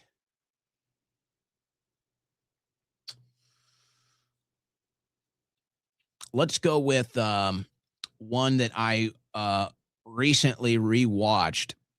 That is one of the greatest movies ever. And actually, I think is extremely parallel to a lot of things that we're witnessing right now. And that is Troy. 2004, Brad Pitt, Troy. And I remember when it came out, I went to see it in theaters, and maybe I just didn't really respect the cinematic masterpiece that it was at the time, or maybe I was a little distracted with my girlfriend. But I went back and watched it for the first time since recently. That is a true masterpiece. Troy is a true masterpiece of cinema. Truly, it is. That's one of the few movies out there I would say a perfect movie. And I also think a lot of the stuff from that story, whatever of it, historically accurate or not, but a lot of it from that movie, I think, is very parallel to a lot of stuff that we're experiencing today with political power. Honestly, I do. So that's my movie recommendation. Troy, 2004, Brad Pitt. You know what's even crazier? He was 40 years old. So guys, it's never too late. He was 40 years old when he recorded that movie. So if you're under 40 and you see Brad Pitt in that movie, he was 40. So that'll give you a little inspiration. It's never too late. So if you haven't seen that, that is a perfect 5 out of 5 movie. That is a cinematic masterpiece, Troy. You guys got to pick up and read best-selling book of all time, the Bible. I don't know, maybe Ted Cruz can't read. Israel stole those drones at that base. Who knows what's going on? That's a really weird one, isn't it? Epstein, false flags, corruption, millions of lives lost in the Middle East, blackmail, buying out our media. Why aren't we fighting Israel instead? Oh, now you're going to get me in trouble. Watch out. That's a crime. In fact, you're committing a crime now. What scares me is something bad is about to happen. Captain Hard. Yeah. I think it's a matter of when, not if. Tech Demons 0, Wifey 1. All right. Thank you. Hey, you. DC is full of dark soul people. Just look at Cash, Bug Eyes, Now and Day. Must do something to your soul. Yeah, working in DC, definitely, if you sell out, will do something to your soul. In fact, you might just lose it. You don't have to. I know people that work there. Obviously, I got people, but they still have their soul. And they look like it, too. You can tell. OS Wifey has iPhone 12. Latina girlfriend and I have same phones. What are we doing in this? What are these about? Thoughts on Candace's text she leaked today? I didn't that didn't make the final cut. The text with Charlie, and then I thought actually more importantly was the video that she shared. So I'm actually glad you brought it up. The texts, I'm not really surprised. I don't really know anybody that likes Ben Shapiro. So Charlie didn't like Ben Shapiro. And by the way, I actually have a clip.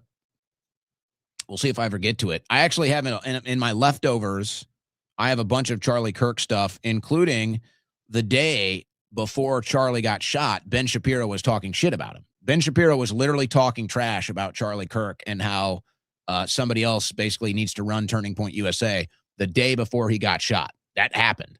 So I have that clip. So I'm not surprised that Charlie didn't like Shapiro. I don't know anybody that does. What I found more interesting was Candace actually shared the video. Again, it's not a good quality video. I don't know why we can't get like the actual HD video. But whatever. It doesn't matter now because there is no exit wound. I mean, it's ridiculous. There is no exit wound. They tell you Charlie Kirk was shot with a 30-06 and that there's no exit wound. Like, how can you possibly believe that? There's no way you can believe that. So she had the video, and we had a lower quality like image from the video that showed no exit wound. Now she had somebody like recording the video on a phone, so it's like a vertical shot, and it's a little better quality. I don't know why we just can't, like, can somebody just get the actual HD one of it? Why isn't Turning Point sharing the actual HD video? But it doesn't matter. No exit wound. 30-06 to the neck, no exit wound. Impossible. Are the reports of a practice disaster run at the Dallas Walmart true? Have you heard this? And what are your thoughts / advice for these types of events around the country? I haven't heard about that, Moon. No, but I will say, and I forgot to say this, there was a drill a month ago at that synagogue in Michigan. The feds run a drill a month ago at the exact synagogue that just had somebody ram their car into it. Maybe avoid that Walmart then? 1 of 1K. Happy to spend my birthday here. Happy birthday. Give 1 of 1K a birthday shout out today, guys. Open the garage door, Owen. I'm not letting you in. I'm not letting you in. You're not crashing this show. That's funny. Win profile picture, Gigi. I haven't seen Gigi in the chat today. Am I missing something? Iran said they're not stopping the war, even if Trump declared victory. They want to make it economically bad on the U.S. and Israel. They don't even think about doing this again. It's going to be a long one. We'll see. I laid out the 2 options that I think, and then, but yeah, I don't want to get into it for the sake of time. I think they mismeasured it, and I don't think they're going to have any backup. We'll see what happens. Harrison is the Matt Walsh of InfoWars. You guys get me in trouble. Brianna Morello confirmed multiple times. I think that's Argentina. I don't know. I've never heard. I know she's Italian. I don't think she's Argentinian. I don't think so. X is glitching on my end. Give DMT his airtime. He'll have his airtime. He'll have it someday. There will be an Australian painter after Trump. CNN is now more real news than faux news. Well, I don't know if I would say it like that, but I would say you could probably get more value now out of CNN than you can out of Fox. I think I would say that's true. MAGA is compromised. Mm-hmm. Yeah, it's gone. It's dead. Now it's back as a zombie trying to kill us. Brother fly lineage. Ye was right. Kushner is running things. Yeah, the stuff Ye said about Kushner a while ago. And also, so apparently Ye is now going to do a concert at SoFi Stadium in Los Angeles. Holds about 100,000 for a concert. Now, of course, Jewish interests are outraged. How can Ye be allowed to have a concert? Well, that's what the whole butt-licking apology tour was about. Ye went out there and did the whole rabbi butt-licking apology tour so he could do this concert. So it's never enough. Marcin, I just did my taxes, and yes, I paid less this year, but only because I earned less and had more expensive. How's that for the booming economy? I mean, I'm not doubting there were tax cuts, but they were so minuscule. It's not changing anybody's status. Nobody's economic status is changing because of these tax breaks. They're so small, you barely notice them. Warden, instead of reading what they wrote and thinking about it, listen to these simulacrums I made through an act of digital necromancy that confirms I'm correct. You're talking about the Glenn Beck, George Washington deal? Yeah. Glanton gang. Alex Jones owes you an apology. Oh, you said it, not me. Dad, appreciate, not my dad, somebody's dad. Appreciate your passion for honest journalism. Your legacy will never be called into question. Not glazing, just really impressed with your ability to stay consistent. Thank you. I appreciate that. I do try my best. Thank you very much. USMC Mom. Time to bring back the Bull Moose party from 1912 we started. All right. Got ideas. Megan Mayfield. As a leftist, I want us to work together. LNR, Owen, please start talking specific ways LR can come together to fight these freaks. Comrade Megan. I'm getting a lot of that lately from people on the left, and I'm always willing to reach out. I'm always willing, even on stuff we disagree on, to reach out and talk. I've always been that way. I addressed some of that today, but maybe we can get deeper into it in another show. I'm not even going to read that. Orange Man was drugged by Epstein, the trumpet nursery thing, the FBI docs. You can coerce Anon into anything. I'm more confused at the email that talks about Bubba. Do you guys remember when Alex was on the air with me? A viral segment. He said, I don't care if you're on video, sucking a ding dong. Remember that after the Syria strikes? I don't care if you're on video sucking a ding dong. In that viral video. And then there's the email about Bubba. I don't know. They're not Jays, they're Canaanites. Ebu Box. That's from Iron Lunatic. Ebu Box. Hegseth said CNN didn't think we thought of that. Why do you need to prepare interview questions ahead? Just tell the truth. What the F is MAGA? Jose Navarro. Doesn't even make any sense. Imagine Jesus saying, hey, followers of me, you aren't the chosen ones. It's the Jews. You would mean Christ is not king. Yeah, well, that didn't happen, but exactly. They have to get the surveillance state in before all the support is gone. Owen Jones Schroyer. Bad Boy Channel. Defund Israel and deport. Nothing true. Appreciate your voice, Owen. It's very humbling to witness the complete disregard of any principles that were once so highly coveted by Red Team. This should just act as a reminder that the state is the enemy, not red versus blue. Well, you don't get that here, so I'm not beholden to any team except Team Truth, Team America. I, for one, love the musical choices. Thank you, DN. Me too. No, you swore an oath to the Constitution, not I'm good, America only. Yeah, that was a weird video, wasn't it? Dark Despair. Oh, and I'm so disgusted with Trump now after Doge, Epstein, and the Iran war. I could never forgive him. I can't vote for Dems, so I'm out for midterms. You're right. That said, I still think you're gay for AOC's husband. No, actually, I will make the offer to AOC right now because look, time is ticking, AOC. Time is ticking. Your husband is obviously not going to impregnate you. And whether that's because he physically can't or he's not interested, what are we waiting for? I will help. I will gladly insert myself into the situation to make sure that somebody at least provides you a child because your husband is letting you down. This is an embarrassment. It's like, even if you're gay, like, can't you just take care of the business, man? Like, don't you want to have a kid? Don't you want to leave something here? So I volunteer as tribute. I will step in where the husband simply cannot fill his role. Another W week, Owen. Truth will not be stopped. Thank you. And one show short. We still did it. Thank you. I heard the SAVE Act had the draft in it. I haven't heard that. They aren't ruling it out, though. Panda, you look very healthy and hydrated. Thanks for taking care of yourself and bringing us the facts. Thank you. I do prioritize my health. I appreciate that. Me, Mr. and Mrs. Owen, be safe on a cruise. They're human Petri dishes. I've never been on a cruise. Don't want to. Thank you, Ken Rose. Thank you, Heavyweight. Trump went rogue since he didn't get his Peace Prize. Well, he got his FIFA Peace Prize. Gigi loves Owen. There's the profile picture. Mia Moore, you owe me money for putting my name on your shirt. What? Nice profile pic. Very cute. Jody Kitchens, you look like a new man. I love the hair. Hugs from your old lady fan in Alaska. Thank you, Jody. Appreciate.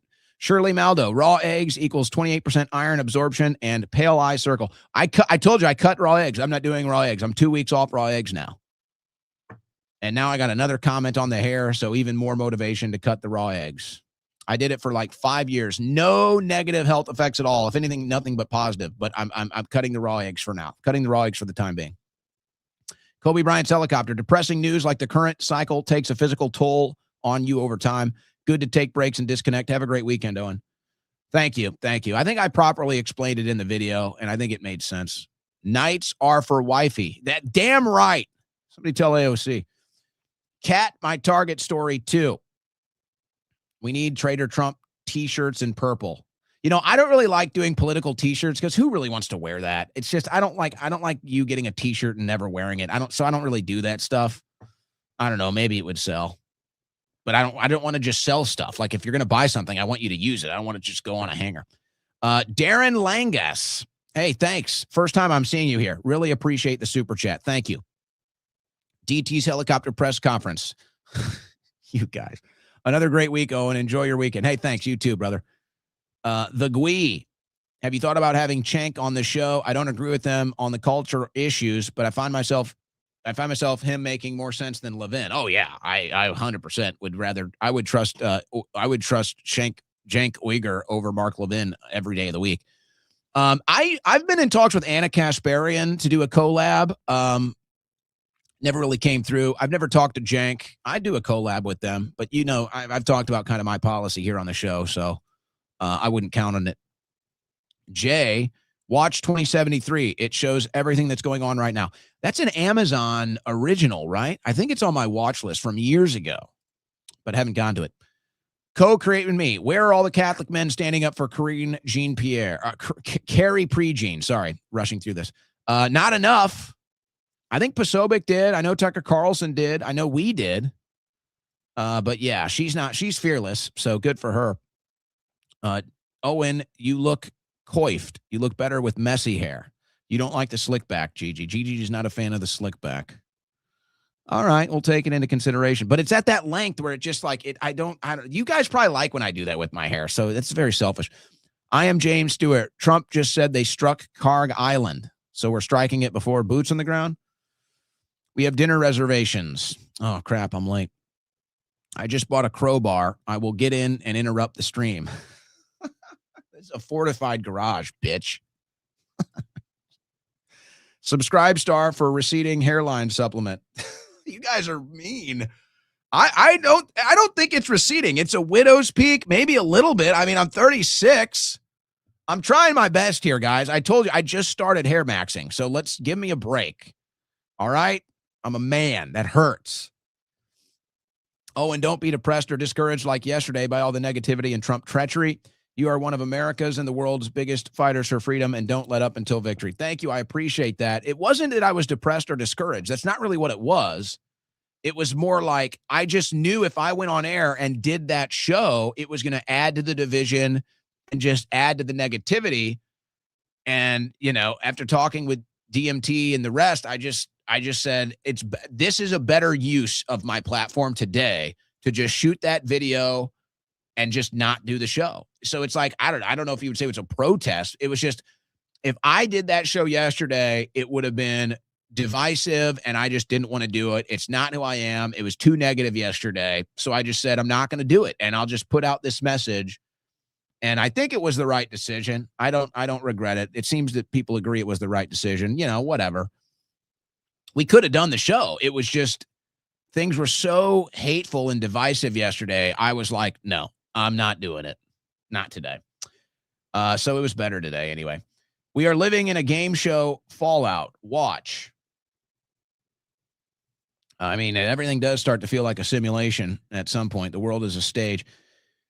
Employee Strong for Life. It all leads to digital ID. Found logo people. Well, they definitely want to take us to the central AI simulation state. That is definitely what they're trying to do. We need to point it out and reject it as best we can. Neighbor changed garage door combo yesterday. What even is that? Don't go breaking into your neighbor's garage code for Bud Lights, all right?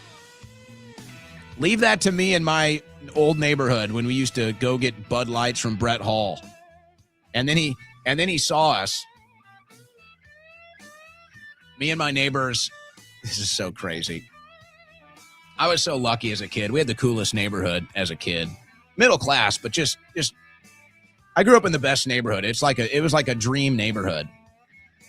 And Brett Hall we had a couple hockey players in our vicinity. Brett Hall was there. We'd take Bud Lights out of his fridge. And when we were kids, and we ran into him at a hockey bar like maybe 10 years ago or something.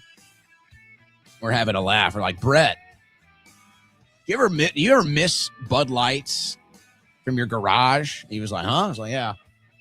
Yeah. I was a few Bud Lights short. It's like, yeah. Yeah, that was us. That was at O.B. Clark's, Alex. Yes, it was at O.B. Clark's. You know, Alex, you know who else goes to O.B. Clark's? You probably know. CBC boys. I haven't been to O.B. Clark's in years. CBC boys go over to O.B. Clark's. Every time I go there, they say hello. Old Jim. You know our buddy Jim Brockman. Shout out to Jim Brockman. They need to put me in the CBC Hall of Fame, but they won't. I'm too controversial. That does it, guys. Have a great weekend. I love you all. God bless. Godspeed. We'll see you Monday.